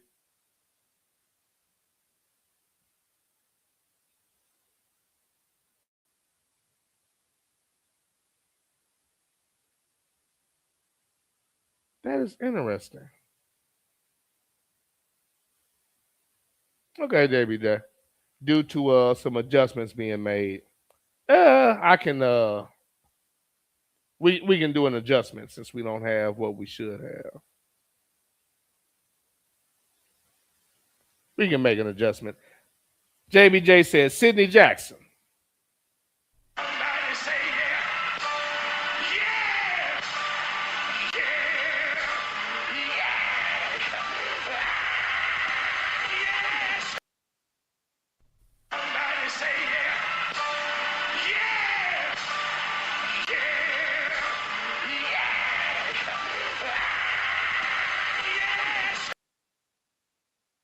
JBJ said Nook took offense to the George Jefferson comment. Come on, man. I didn't take offense to that degree. I laughed at it. It was kind of funny at the time, but I just didn't think my hair was that bad. But you know what? I know what it was. I didn't even have the camera on that show. That was early on before I turned the camera on. So there wasn't even a picture, and the show was acting up. So it had jumped off, the show was spinning or whatever. It jumped off, came back, and when it came back, it turned my camera on. So my camera was on for a half second. I killed it, and that's when Sluggo said Ninja rocking at George Jefferson. It's fucked up. But JBJ saying Ninja took offense to the George Jefferson comment. Come on, man, that's a brittle spirit. That is a brittle ass spirit. Come on, man, that's a brittle spirit. That is a brittle ass spirit. I disagree, but do your thing. ABM co-signing saying JBJ, Nick Hemsley. Okay, sir. Hey, slow down. Watch your speed. All right, let's get into it, man. Let me give you a few thoughts on this narrative that because of the current state of America as it pertains to the Hispanic part of our society, that quote unquote, they're coming for us. What? Nigga, please. Who told you that? Who told you that? Interesting dynamic. Let's just start here. I won't go too far back, but let's just start here as what comes to my mind when I hear that. And just, I'd like to hear from people that believe that or are pushing that particular narrative or have that talking point. I would love to hear how you came up with this particular thought process. In 2016, over 250 unarmed black people were murdered by the police. Over 250 unarmed black people were murdered by the police. The next two numbers I don't remember exactly. Out of those 250 murders, only 20 or so got an indictment. Out of those 20 or so indictments, only 3 went to trial. Out of the 3 that went to trial, only 1 was convicted. And the one that got convicted went to jail on the weekends like a goddamn vacation. So let's look at that. We're talking 10 years ago. Over 250 black people murdered by the police, which is ridiculous when you think about where we're at as far as the number in the population. No outrage, no investigations. As a matter of fact, when anything was said, white people claimed that that's an attack on the police, holding them accountable for shooting niggas. So basically what they're saying is the same thing they've always said. We don't mind y'all suffering, but do it in silence. You can protest it, but do it in a way, if you have something to say, you do it in a respectful manner. You don't talk down to the police. Because again, white murder is acceptable. Black words, completely out of line. The media didn't cover it with the intensity that it should have been covered. They always justified it and labeled the black person that got murdered as some type of criminal. Well, he had marijuana in his system. How is that relevant when he was shot several times in the chest for no reason? But that was their narrative. So think about this. The police department doesn't care. The oversight department that allegedly watches the police doesn't care. The judicial system doesn't prosecute them. The newspaper doesn't talk about it in a negative manner because they're like-minded. This was 2016. Coming for us?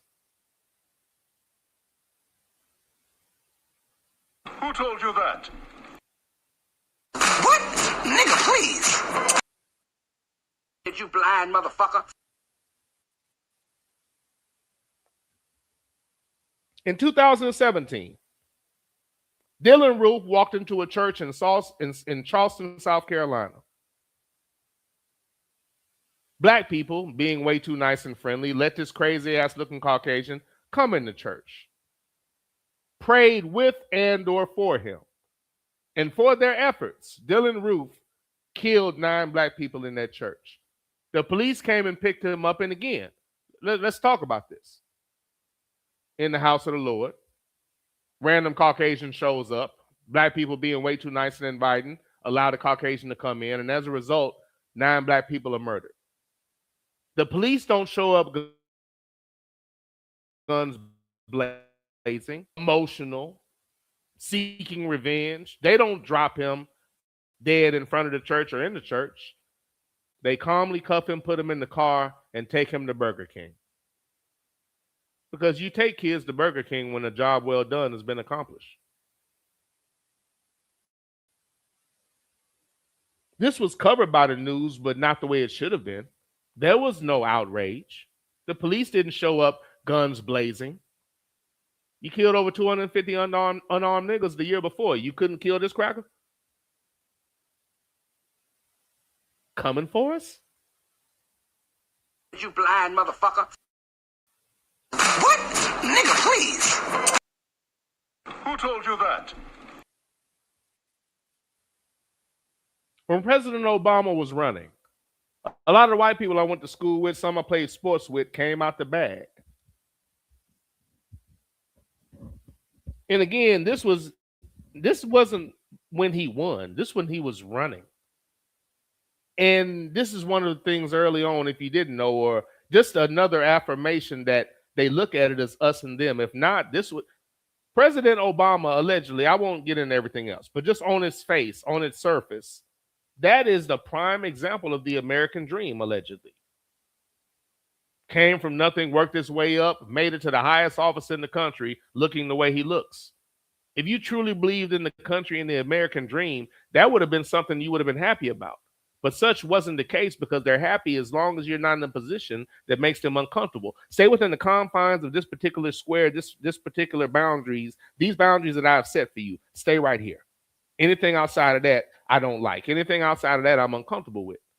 And having a ninja as president, regardless of his demeanor, regardless of the way that he acted or didn't act, was unacceptable because deep down inside, by your actions, you look at it as us and y'all. Your actions tell me that. Do you know how many people I went to school with that never would have spoken like this around us because they couldn't? Had so much to say on social media because on social media, that's when people are really, really brave. And what was really disturbing then and still disturbing now is how so many black people had nothing to say as they watched all their so-called white friends lose their mind because the structure of something they claimed not to be a part of was seemingly crumbling. They came out the bag. But over nothing. Nothing changed. Most of the agendas and things that he did helped your stupid ass. And again, these same people that wigged the fuck out over President Obama are completely fine with a raping, small business bankrupting, pedophile criminal with an anchor wife. No, I'm saying with the wife making anchor babies, all the things they say are bad. Incited an insurrection.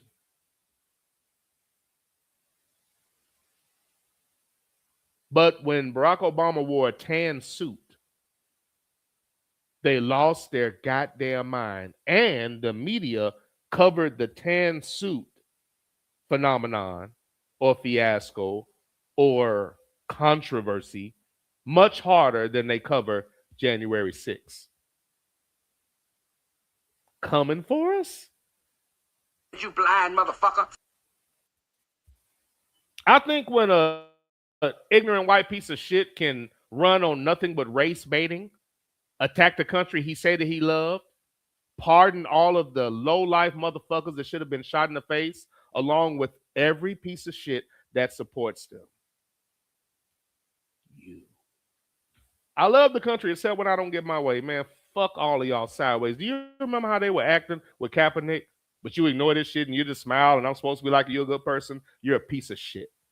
You're a fucking piece of shit. Do you know how many black people have actually been to the military and fought for a country that we shouldn't even care about? We've always been better Americans than you motherfuckers. Always. Let me say that again. We've always been better Americans than y'all. Because when white people are slightly disappointed, this is what they do. Elect pieces of shit. But they will elect this ignorant, low-life piece of shit. The media doesn't cover, they cover, do you notice how they should be covering this like criminal in the White House, rapist piece of shit in the White House, January 6th motherfucking person that orchestrated the January 6th in the White House. What the fuck is going on? They're not covering it like that. They're just as ignorant as him. But how long do they talk about a goddamn tan suit? It's really not about the motherfuckers in the White House. It's the fact that we're around a bunch of goddamn psychopaths that felt attacked when what they looked at as the American way was threatened. And the American way is white people in charge and me pretending like it's us. But as soon as they had an appearance that it wasn't us and them, they felt like they didn't have that advantage. They lost their goddamn mind over the imagery of a black man in a position where he wasn't allowed to be black. That's not an argument.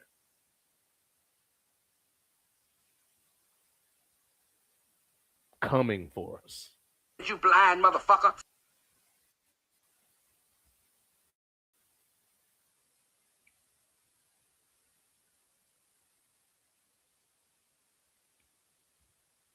In 2022, Peyton Ginron killed 10 black people, majority senior citizens, in a grocery store in New York, in Buffalo. 9 or 10. And again, I spoke about Dylan Roof. That was an attack on black people. Peyton Ginron, that was black people, our fathers and grandfathers, that age. The media did not cover that shit. Do you know how many black people don't even know that shit happened? They didn't cover it. The cracker that did it just because they were black. He had a webcam and racist epithets all over his AR-15. He had that on a webcam. There were people watching it because obviously they had prior knowledge of what he was about to do. He put it on. They didn't cover this at all. Is he trying to tell us that America wasn't a racist country? And you can't tell us that if you cover this goddamn story.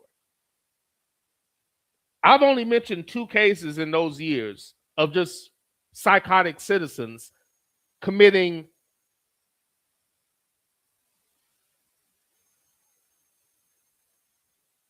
mass shootings or slop. That's actually not the proper word.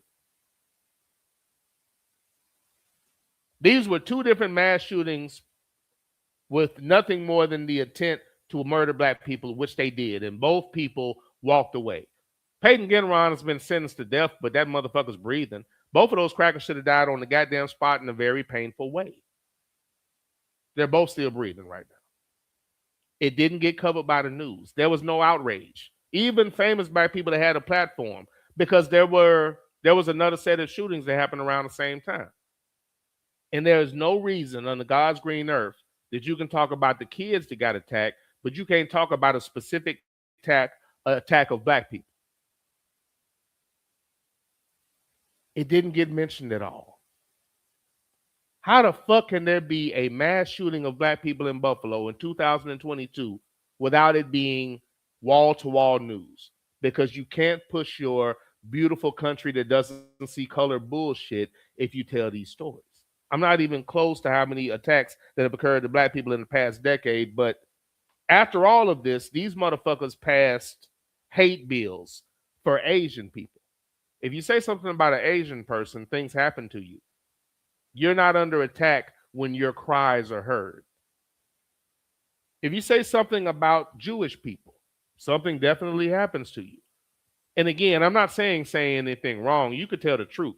But what they're saying is, nigga, shut up. You don't get to speak about Jewish people because we said so. That's what they're saying. We can do anything we want to y'all, but don't talk. Don't talk. Jewish people don't need an anti-hate bill if anytime they're brought up, the person that brings them up is attacked. If your cries are heard, you're not under attack. LGBTQ / community. Whether it's warranted or not, whether it's the truth or not, if you say something about one of them, there's an article, things happen. Because so many of them are in entertainment and in media, in politics. Things happen when their cries, when they cry, their cries are heard and things happen. You're not under attack when your cries aren't heard. Black people's cries aren't heard. And we're the only people that don't get acknowledged as being under attack. Do you mean coming for us? You're either not paying attention, you believe in the American dream, or you turn a blind eye when it's convenient. That concept is asinine. Coming for us. To come for us would suggest that we've been left alone. To come for us would suggest that there wasn't a prior history in this country. Coming for us is a statement made for people that are not under duress. I don't understand that conversation. When I first heard it, it was so confusing. Number one, you should be addressing the problem that the people you call friends, Ted, John, and Diane, are the one that put this motherfucker in the White House. If they didn't, they turn a blind eye to the people that did.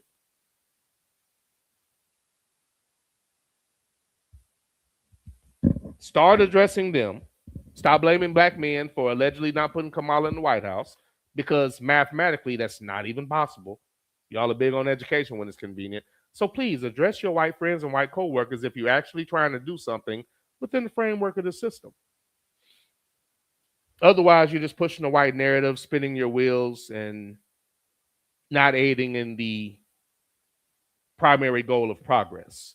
The perception is that because America is currently attacking the Hispanic community, black people could be next.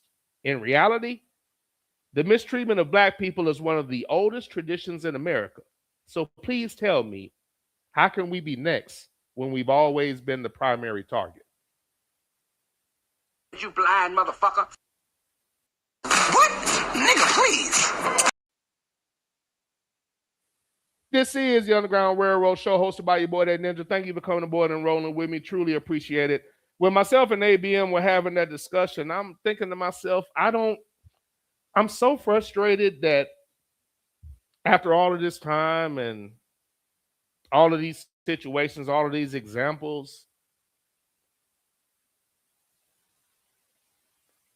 black people mentally have fallen so far and fell victim to the psychological warfare that is living in America as a black person, and what you're told and instructed and shown to do by action to be successful. Some people can't compartmentalize and they really lose themselves in that particular system. But we're to the point now where black people won't even speak up on the truth. They're black people are, so many of us are scared to calmly articulate the truth for fear that we won't be temporarily liked by the person that's the problem. That shit is incredible. If the NAACP was worth a goddamn, they should be doing nothing but fighting our history being erased. But if white people are part of the NAACP, how the fuck it? I'm sorry, let me breathe. It is so frustrating. Let me just focus on what I was saying. I won't get into, trying to gain things through politics. That's another subject. But if you're going to do it, man, address. What did James Baldwin say? Everything that's faced can't be changed, but nothing can be changed if it isn't faced. How the fuck are you going to fix the problem when you want to address white America? That's who put him in the White House. Are you scared to say that? Something wrong with that? If I can intelligently articulate my point with nothing but facts and a solid base and foundation, why would I be worried about a conversation? They put him in. Stop blaming yourself for their bullshit. Because you can't fix the problem thinking that you didn't pray hard enough or you didn't vote hard enough when you were putting the lines on the fucking card. Not voting hard enough, praying hard enough, hoping hard enough is not the reason for ignorant ass choices and stupid, predictable, savage behavior from a large part of the country. You have nothing to do with that. Their parenting does, their bloodline does. The motivation of the country does if you're paying attention and you're looking at the things you can get away with, quite frankly, as a Caucasian individual. I mean, all of these things might factor in, but I promise you, nothing that we have said, done, or ever say, or ever will say, or ever will do is causing them to do any goddamn thing. If we don't stop with that stupid shit, you're not going to change a goddamn thing, because it's every conversation always works its way back around to we didn't do something. When they start fucking up, what do you hear most black people say? That's why you gotta vote. That's a coward ass, unintelligent, stupid goddamn statement. I'm not saying you can fix shit through the voting process, but you damn sure can't do it if you're not going to tell the truth about what the issue is. If only a fool respects something or someone that doesn't respect them. If we're going to blindly support the Democratic Party, then God damn it, they have to do something for black people, not minorities. Not this goddamn gumbo of motherfuckers they try to put us in. Black people specifically. And if they won't do that, then how the fuck can this process help us? If doing something for black people is literally forbidden. Anything outside of symbolism, a fucking statue, but never. Just those numbers I gave you. And they had the caucasity to say, and they put ninjas in front of us to say, there's no racism in America. Not only that, they slapped us in the face and insulted us by giving hate bills to the Asians, the Jews, and the LGBTQ / semicolon community. You know what they did for us? A George Floyd statue and white people kneeling in kente cloths. Symbolism. Now is not the time to fall victim to the tranquilizing drug of gradualism and symbolism. Now is the time to make real the promises of America. Dr. King said that shit in the goddamn 50s or 60s. Give me a goddamn break. We're all the intellectuals. We're all the educated people. We're all the people that are supposed to fight for us. They don't exist. Because when you become a part of that system, your job is to keep that motherfucker moving, not be a goddamn problem. And you see what happens to the people that try to stand up. They get railroaded. They get fired. They don't get reelected. Let me read the chat. But it's just frustrating. How the hell are we going to fix the problem if you won't fucking address it? The problem isn't us, man. Stop with that goofy shit. I didn't get a show in last week. I had to get this off my chest. This is the Underground Railroad Show hosted by your boy, That Ninja. Thank you for coming aboard and rolling with me. Truly appreciate it. Let me find the top of the chat.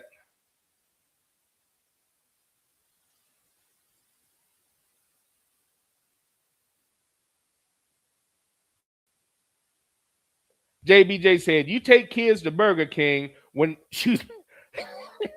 JBJ said, you take kids to Burger King when they do a job well done. I mean, dude, he killed 9 black people in the church that were praying for a stupid ass. The police not only didn't show up outraged and gung-ho and, they didn't show up, guns blast. If there's ever a reason to show up guns blasting, that was a reason. You got the Lord, you got murder, you got a psychopath committing mass murder. And it was a massacre, actually. That was a massacre. He committed a massacre in the church, and they showed up calm and poised. They showed up calm and poised after a massacre.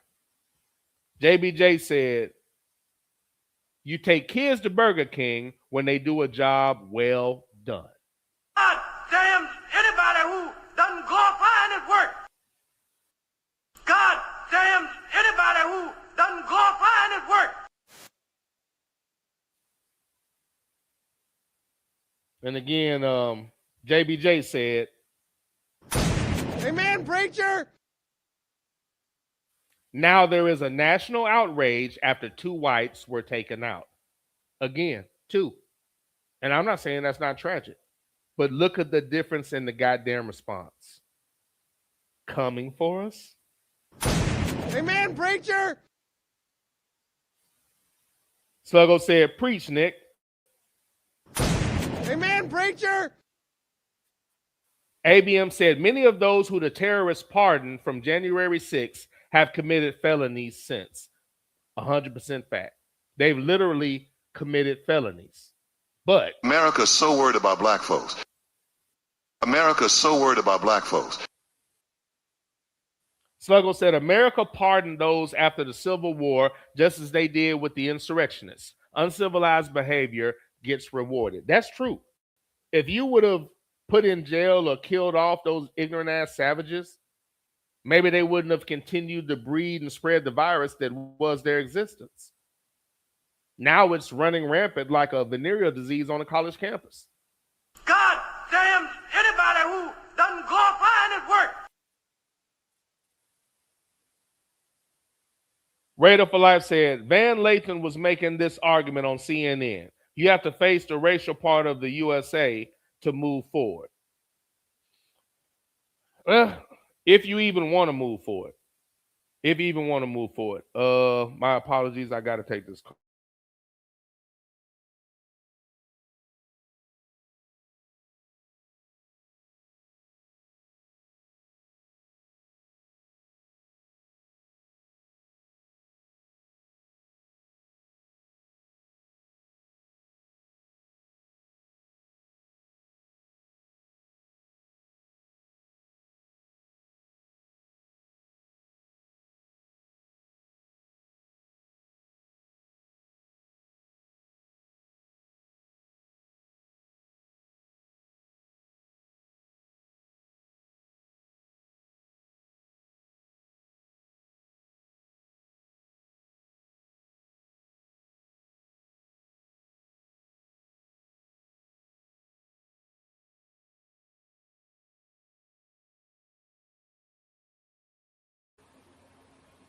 the last year of his life, you should read Tabby Smiley's book on the death of a king. And the preachers turned on Doc. Wait now. See, some of you are angry with me, thinking I'm trying to steal Dr. King's legacy. Hell no. Don't put that on me. And don't let the white man put that on you so you could put that on me.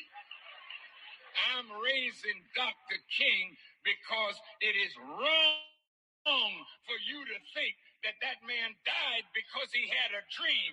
That man was a revolutionary thinker in the last days of his life.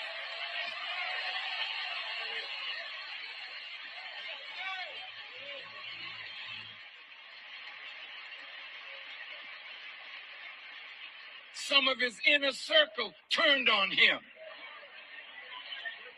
They didn't agree with him talking against the war in Vietnam.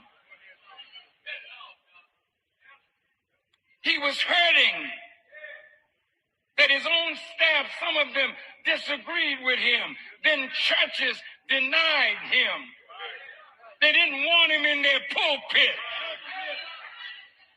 Now it's easy to put his picture up and talk that crap about how you love him.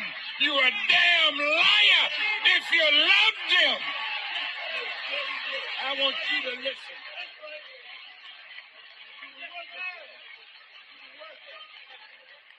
If you loved him, why did you let the writers of history write him down as a dreamer and pacify you with all these streets and boulevards named after him? But if you read his life, in the last 2 years of his life, he met with my teacher.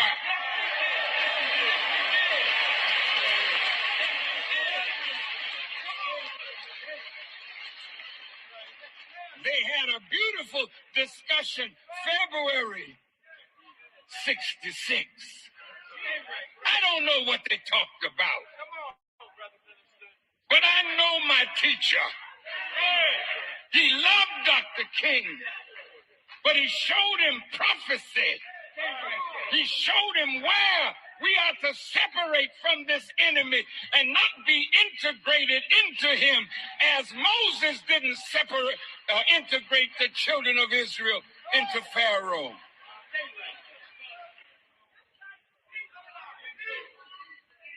So in that last night, when he said, I want to get the language straight tonight,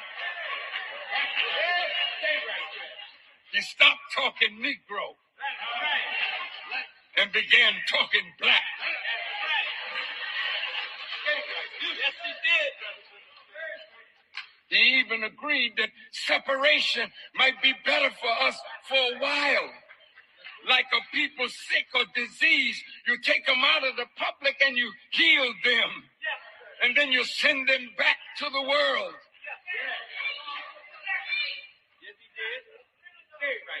I didn't know these were things that Dr. King was saying. And when I read it,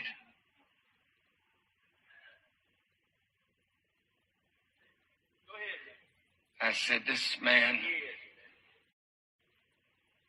you must know the reality of Dr. King. He's more than a dreamer. And don't you let them throw the dream speech on you from 63. Let them play for you the speech that he made in New York City when he condemned the hypocrisy of the Johnson government that's fighting a war in Vietnam against poor people there and practicing violence, then want Dr. King to preach nonviolence to us while they're training you to kill people that never did nothing to you overseas. All right, My apologies for that, but I just say that couldn't be helped. That had to be done. So it is what it is. It is what it is. Let me get back into the chat, and I do apologize. Sluggo said, because we blindly support them, they don't have to offer anything. Facts. Why would they? You're not demanding anything. You have to. You act like a fool, they're going to treat you like one. Sidney Jackson said, it's wild that a candidate can't even mention stopping racism against black people and expect to win an election. And that's what the fuck that's a fact. If you do that shit, it's political suicide. But somehow within the context of this organization and this system, we're supposed to get progress or get what we need from this country. I think I agree with what Malcolm said. And Dr. King even said the same thing, actually, in 68. Was it 68 or was it 67? I think those clips I was playing from him were from 68, I think. At least 67. I could look at the notes, but I'll just let it go. But again, it's political suicide. But somehow we can use this to advance ourselves. I don't see how those two things can exist at the same time. JBJ said, what made it even worse was that the family members said they forgave that lunatic. I'll never understand. Sick help! Sick help! And more along the lines of what you wanted, but not the exact thing you wanted. What made it even worse was that the family members said that they forgave that lunatic. You've been had. You've been took. You've been hoodwinked. Bamboozled. Led astray. Run amok. What I'm going to say, JBJ, is that is a result of the slow IV drip of brainwashing that we endure on a regular basis and the psychological warfare that is the psychological warfare that is way more American than apple pie. As a matter of fact, and I said this many moons ago, apple pie is actually not American, it's Dutch. So again, that I don't know if there's anything that's actually true. Apple pie is not American at all. It was actually brought here and or made by the Dutch.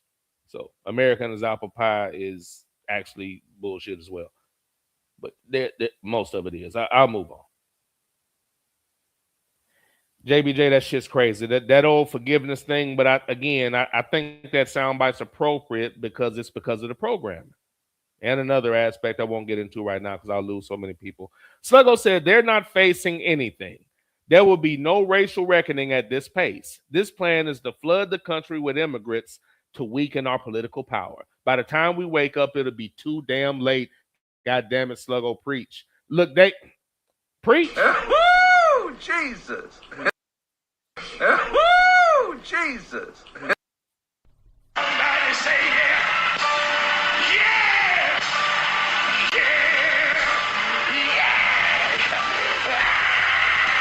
Yeah.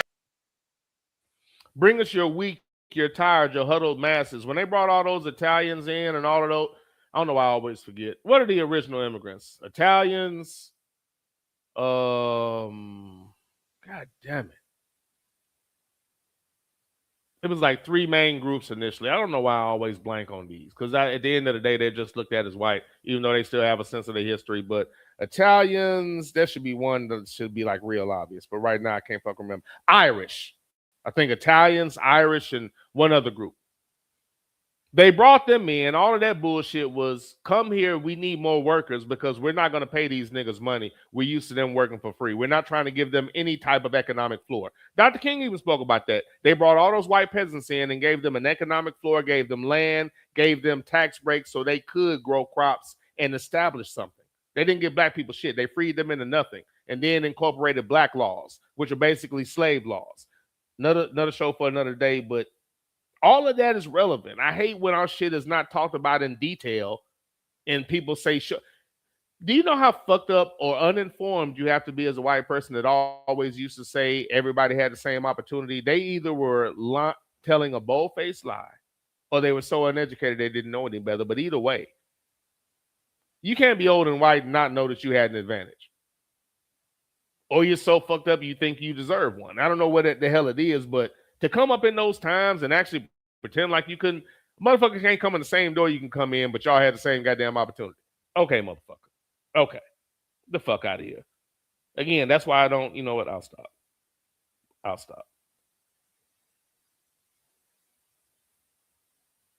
JBJ said, talking about me, who just abruptly cuts off their podcast and puts the audience on hold? I want to do a podcast, but where do I start and what do I talk about? JBJ, just know and understand it was for good reasons. You know, some things are more important.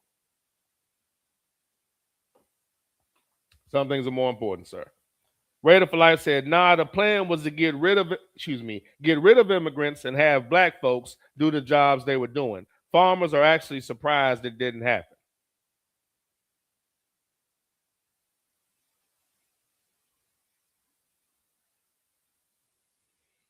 Are you talking about this plan now?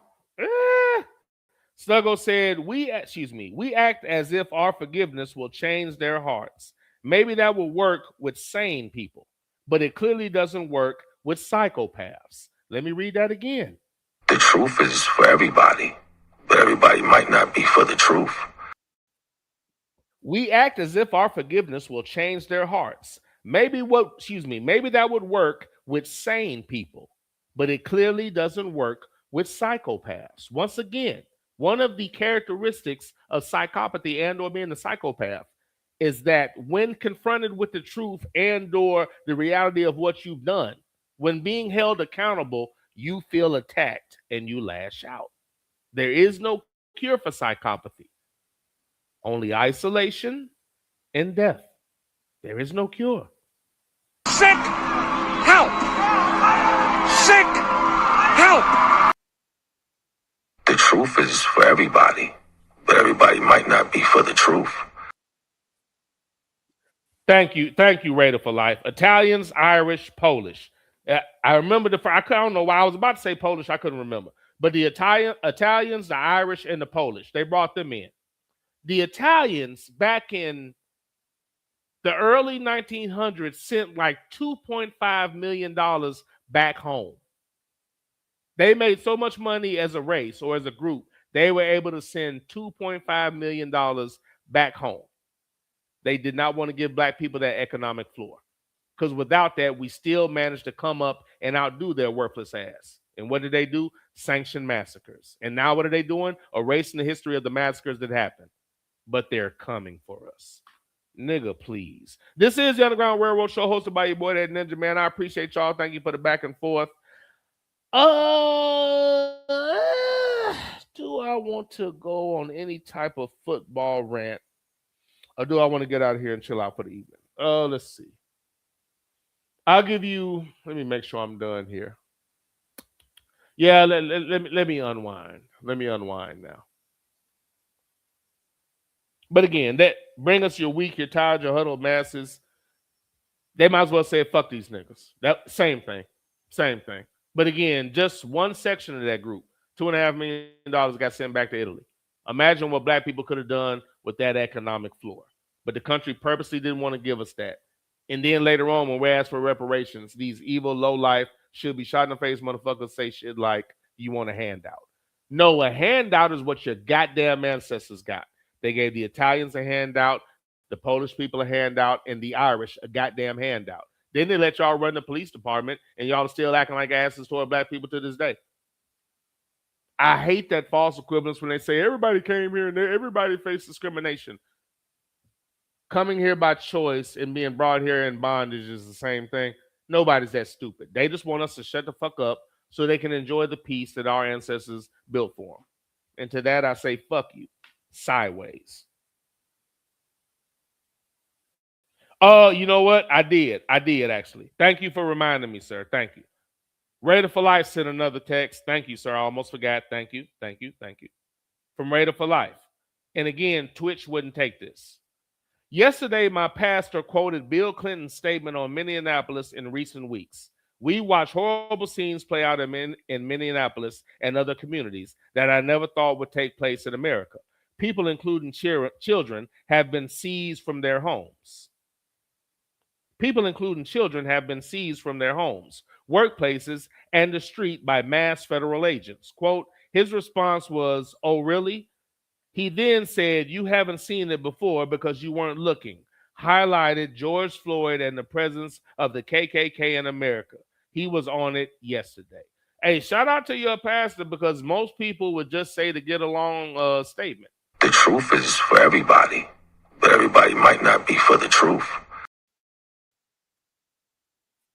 It's just like when they had some kind of shooting at a club. It was like in Florida, it was a gay club, and they said it was the biggest mass shooting in the history of America. You know why they said that? Because they don't count all the mass shootings and all the massacres that their ancestors did, because that didn't happen. They don't count those. So that statement, again, historically incorrect. Let's read that again. Yesterday, my pastor quoted Bill Clinton's statement on Minneapolis. Quote, in recent weeks, we've watched horrible scenes play out in Minneapolis and other communities that I never thought would take place in America. People, including children, have been seized from their homes, workplace, and the streets by masked federal agents. Quote, his response was, "Oh, really?" He then said, "You haven't seen it before because you weren't looking." Highlighted George Floyd and the presence of the KKK in America. He was on it yesterday. And again, you can go back to the federally sanctioned massacres that occurred. You could go back to, okay, when white people were going through the Great Depression. And the reason why I say is when white people were going through the Great Depression is because the Great Depression for black people was not a Great Depression. A depression is being enslaved and brought to a country that you're not from. The Great Depression was some white shit. Black people, relatively speaking, were doing quite well. Much better than we had been doing. So that wasn't really our thing. But during that, white people would just walk in black homes and take food or try to take your shit. And a lot of black people killed the white people that attempted to do that and actually had to flee as a result. Chris Rock's grandfather had to do that. His grandfather, great-grandfather killed a white person that came in their house on that bullshit. And they had to leave Georgia. And they had to leave Georgia as a result. So that's something that happened throughout history.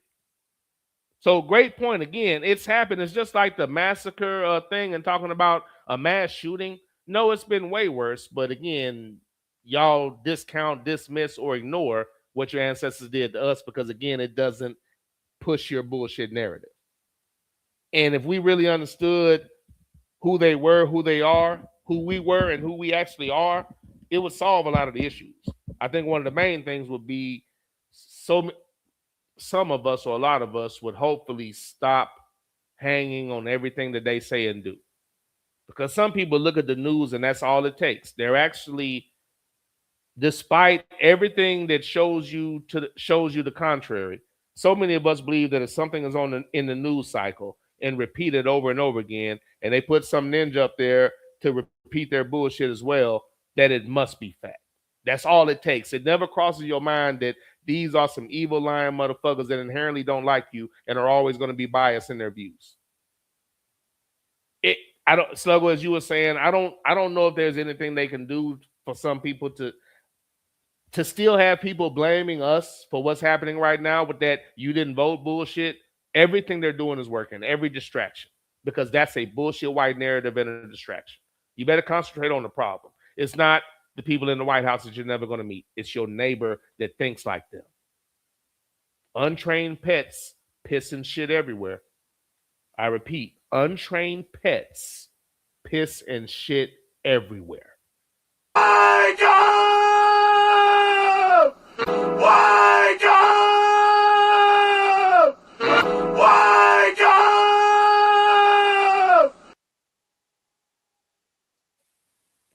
My apologies for not adjusting that volume. That was probably kind of loud. My bad.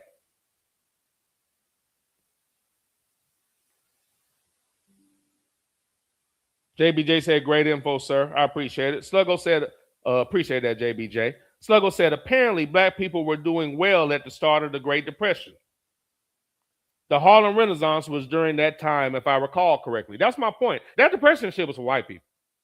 We had came out of slavery dealing with multiple masters and your ignorant ass unbathed ancestors. That depression shit was for white people. That's why we being taught the same history is ridiculous. We don't have the same goddamn history here.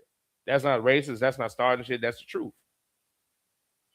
And we're to a point now that if we don't keep that alive, there's no chance these institutions are going to do so.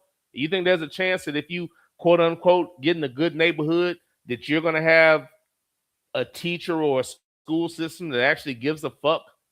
They care as long as you conform, but we should not receive the same education. Everybody needs to know the real history. But if they're too fragile to learn it, goddamn it, we should know. But to let that die at the behest of the goddamn ancestors of the people that did it, if we're not concerned about that and all we're screaming about is praying and voting, man, we're already fucking dead. Unless your goal is for us to be a bastardized version of them, then we're well on our way as a people. Well on our way. Well on our way. Man, I appreciate y'all. I'll say this. Let me give y'all this. Football wise. Yeah, I covered all of that. Football wise. I won't get into all of those ridiculous coaching hires, but again, as we're discussing lack of equity for black people in America. Not going to get in. Let me just say this about my college team. For those that know me, they know I'm a fan of Ohio State University, the Ohio State University. And I've been very disappointed in things that we've done. Even winning a title last year, if you listen to the show, you know how I wasn't as enthused about that. I know we lucked into it because our regular season was average, and we just happened to play good ball in the playoffs. There was an adjustment made, but I don't think it was made from Big Back Kelly. We then promoted Brian Hartline, who did okay and got a head coaching job that he didn't deserve yet. But, you know, complexion for the protection for the collection. And now, with premier talent, coming from a Ryan Day offense that broke records and numbers every year with the likes of Dwayne Haskins, C.J. Stroud, and Justin Fields. We go from that to dumbing down and narrowing down the offense to fit the skill set of lesser quarterbacks. As if we weren't conservative enough last year, now they're bringing in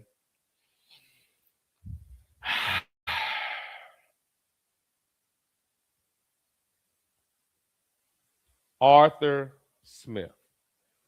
I was talking to the yellow one earlier, and I was like, man, it's like these motherfuckers listened to a few of my shows and said, let's do everything in football that he hates. I swear this season, college and pro has been like, everything I hate in sports, let's make it come to fruition. Oh, it's been a horrible NFL and college season for me. And to top it all off at the end, we hire an OC that I've hated ever since I've known his name. Got all the credit for Derrick Henry being a phenom because they weren't going to give that ninja credit. They were too busy saying, Ryan Tannehill is one of the best quarterbacks in the NFL. Oh, my God. I wonder when he's going to get his credit. If Ryan Tannehill was semi-decent, the Titans would have been great. Derrick Henry carried them for years when the entire defense knew he was coming because they had no quarterback. And he still got it done. And instead of talking about him, they're too busy telling you that this short-ass slot receiver on steroids is one of the greatest goddamn things we've ever seen, even though he can't stay healthy. Derrick Henry actually stays healthy, which is crazy considering what he goes through. He doesn't get a tenth of the credit he should get. He's literally one of the greatest things to ever touch a football field, but he hasn't gotten his credit because they're too busy giving his accomplishments to worthless coaches like Arthur Smith and no-count quarterbacks like Ryan Tannehill. Arthur Smith never did shit in Tennessee. His play calling was horrible, and his quarterback wasn't shit. In Atlanta, I never knew what they had because him as a head coach, number one, he got a head coach based on Derrick Henry's greatness. And then he came to Atlanta and did nothing because he's a terrible play caller. Conservative, uncreative, predictable, and easy to defend.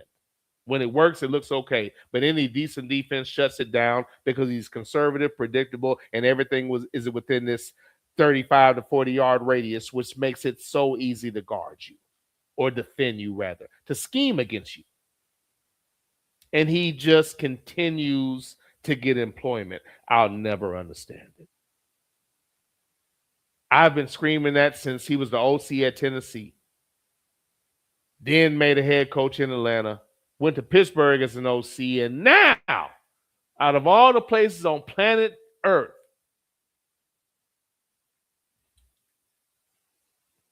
what in the name of all that is decent and holy is going on? When a team in Ohio State arguably is one of the most coveted offensive coordinator jobs in football. Well, we were at one point, and you go and hire Arthur Smith.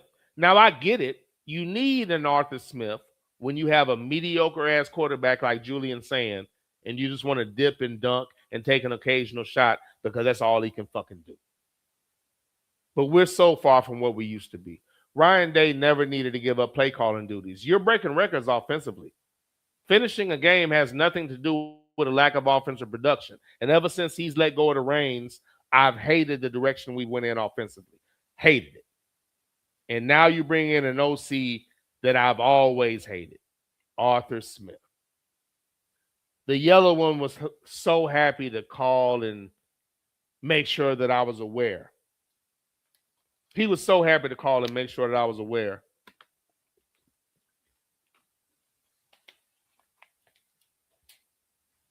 That Arthur Smith was our new OC. I just shook my head. I was like, you mean to tell me Atlanta rehired Arthur Smith? Man, that's some bullshit. He said, no, Ohio State. I said, oh my God. I didn't even, Oh, sorry. That's not right. Oh, sorry. That's not right. Oh, sorry. That's not right. I never understand. Arthur Smith is the OC for the Ohio State University. Instead of getting more skilled quarterbacks, we're dumbing down the offense that was once dynamic under Haskins, under Fields, under Stroud. And now we're dumbing it down and making it ABC 1, 2, 3, Fisher Price, Simon Says ass offense for average ass talent. It's disappointing, to say the least. As a fan of the Buckeyes, I'm not a fan of this move. I've never liked Arthur Smith. One of the worst, most predictable, and uncreative play callers I've ever seen in my life. This is going to cost us players and recruits. But I don't know. Here's what it is.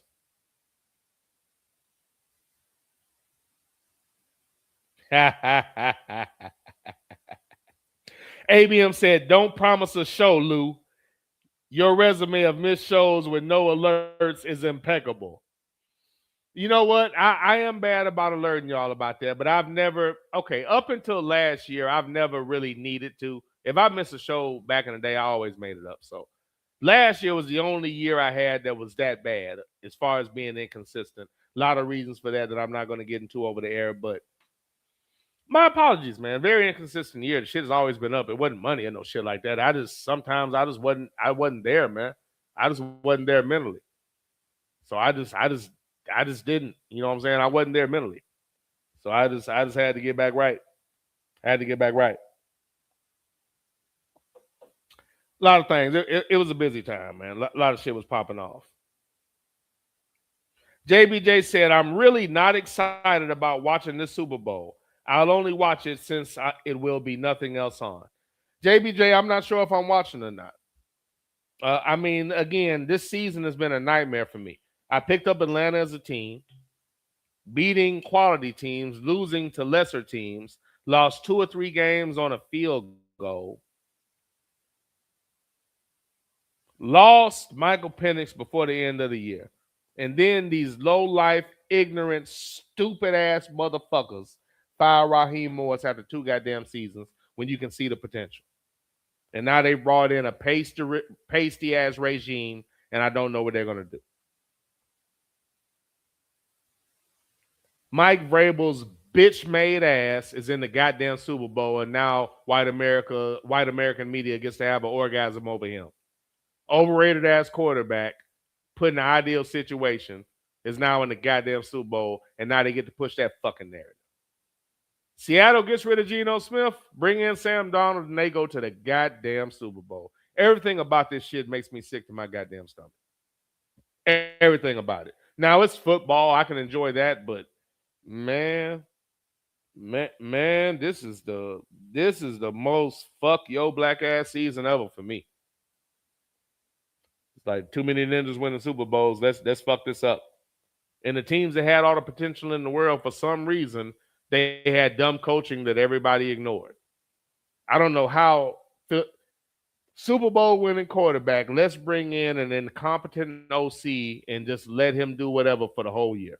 And the whole year, the media is just talking about receivers and A.J. Brown and, a book and Jalen Hurts. Y'all don't see this goddamn OC. Why is the story not... Why is a Super Bowl winning quarterback being held back by a goddamn coach that doesn't have as much experience as him? Man, fuck this damn season.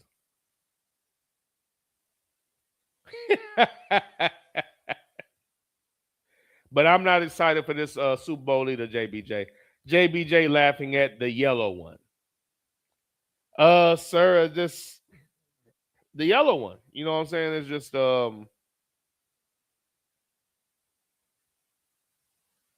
I mean, it's a quick description. Everybody knows what I'm talking about. But yeah, the yellow one, sir, the yellow one.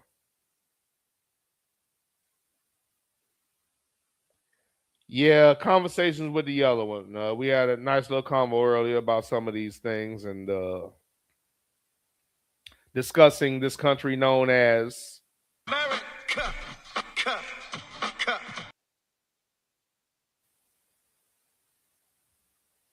JBJ said the yellow one. You must be on something.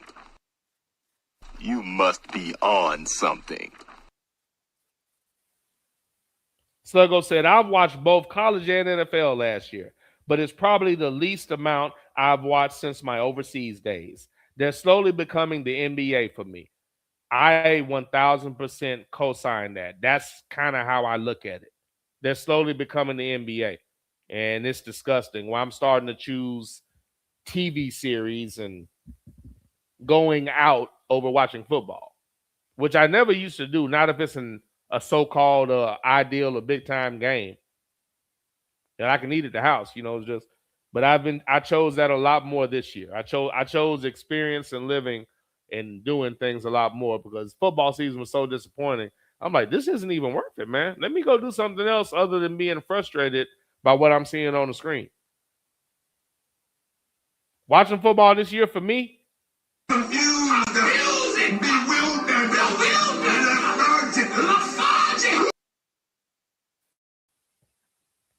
Sluggo said he's an offensive genius, sir. Raider for life, I believe, laughing at me. Sluggo said he's an offensive genius, sir, referring to Arthur Smith. What? Nigga, please. Who told you that? What? Nigga, please. Who told you that? The NFL said, Who this nigga on that name?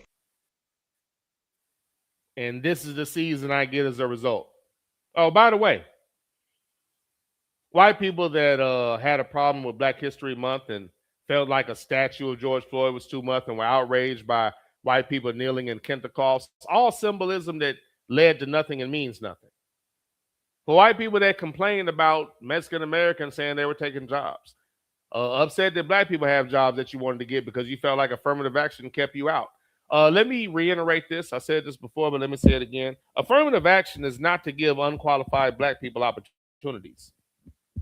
Do you know why affirmative action exists? And again, this is another one of those white talking points to feel better about your own bullshit. Affirmative action, once again, does not exist to give unqualified black people jobs.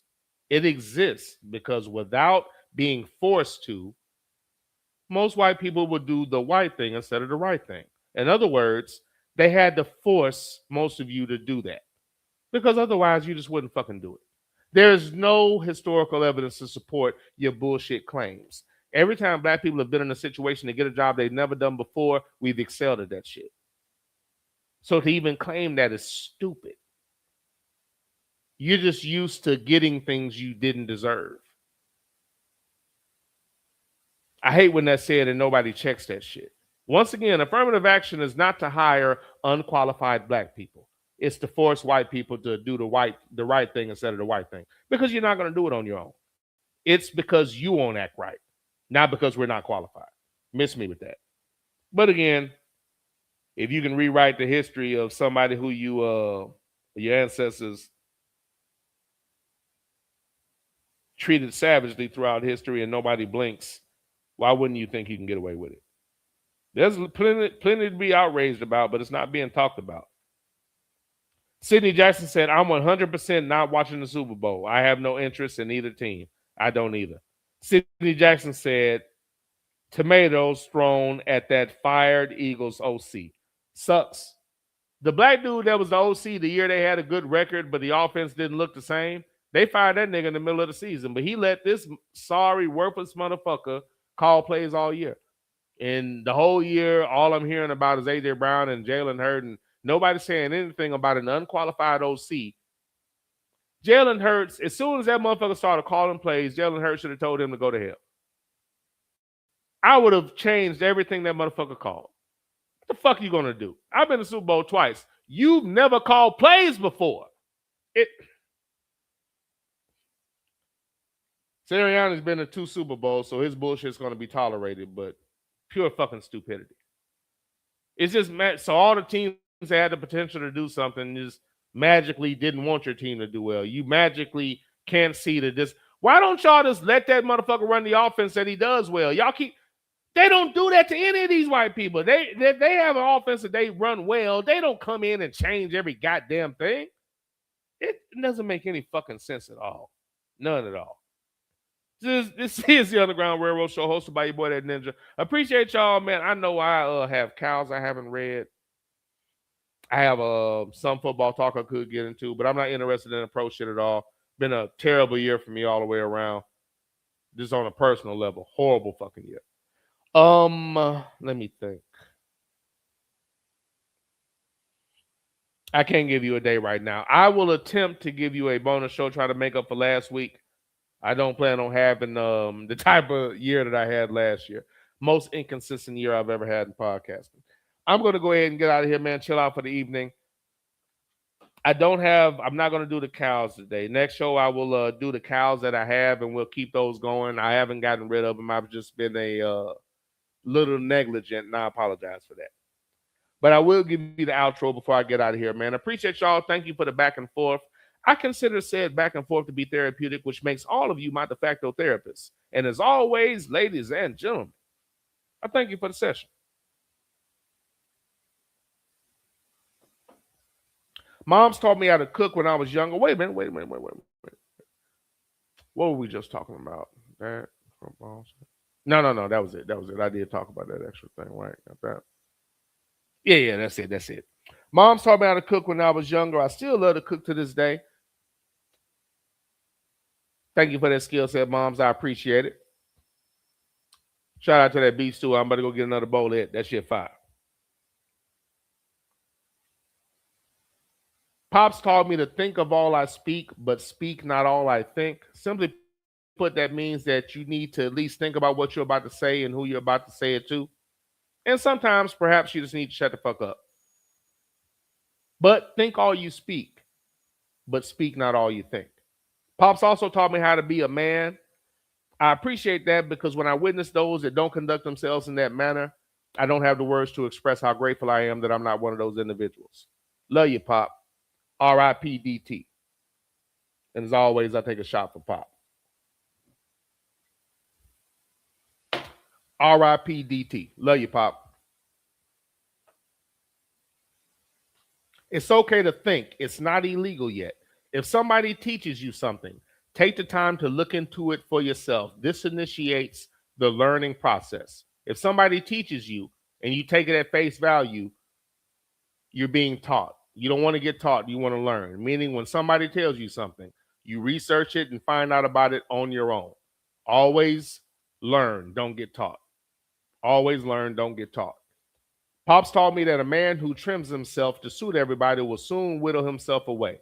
Simply means stay true to yourself. Do not adjust your thought process for the temporary approval of others, because if they cannot respect the way you think, they're not your friends anyway.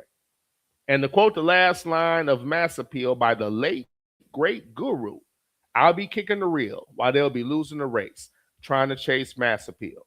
Remember, we are at war.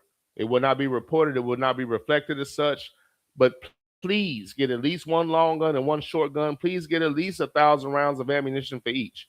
Go to the range, learn how to be efficient with your weapon, learn how to carry it properly, clean it, break it down, and take care of it. Please teach everybody you love and care about to do the same. Take the time to learn how to clear your house. Develop scenarios that if there was a break-in or some type of disturbance, what everybody in your house would do, and what would be the best and most strategic way for you to secure your house, secure your family, and secure your belongings. Practice doing that to where it becomes muscle memory and not a moment of panic, anger, and or fear. Try to develop a mentality that will allow you to not hesitate to protect yourself, your family, and your belongings. A good way to do that is to study where you came from, how you got here, and how you've been treated since you've been here. If you do that, I promise you, pulling the trigger will be a hell of a lot easier. I appreciate y'all, man. Thank you for the back and forth. Thank you for being patient with my inconsistency. I will do better as the year progresses. Once again, the highlight today, the great Khalid Abdul Muhammad, and I did not incorporate his other two quotes, so I'm going to do that right now. Along the lines of our history being erased, Black people love to look up to white people. For what? Like our ancestors didn't create all the sciences and change the world. All white people did was rob and steal everything. We shouldn't look up to them. They should look up to us. That goes along the lines of the history and the false history. They have to push that history, because if you understand who you are, you wouldn't accept half of these dumbass narratives. You look at it like I do. It would just annoy you. It would disgust you. It would irritate you, because you know that there's no way it's possible due to the history and the current actions of these people. It's not possible. Let me read that one again. Black people love to look up to white people. For what?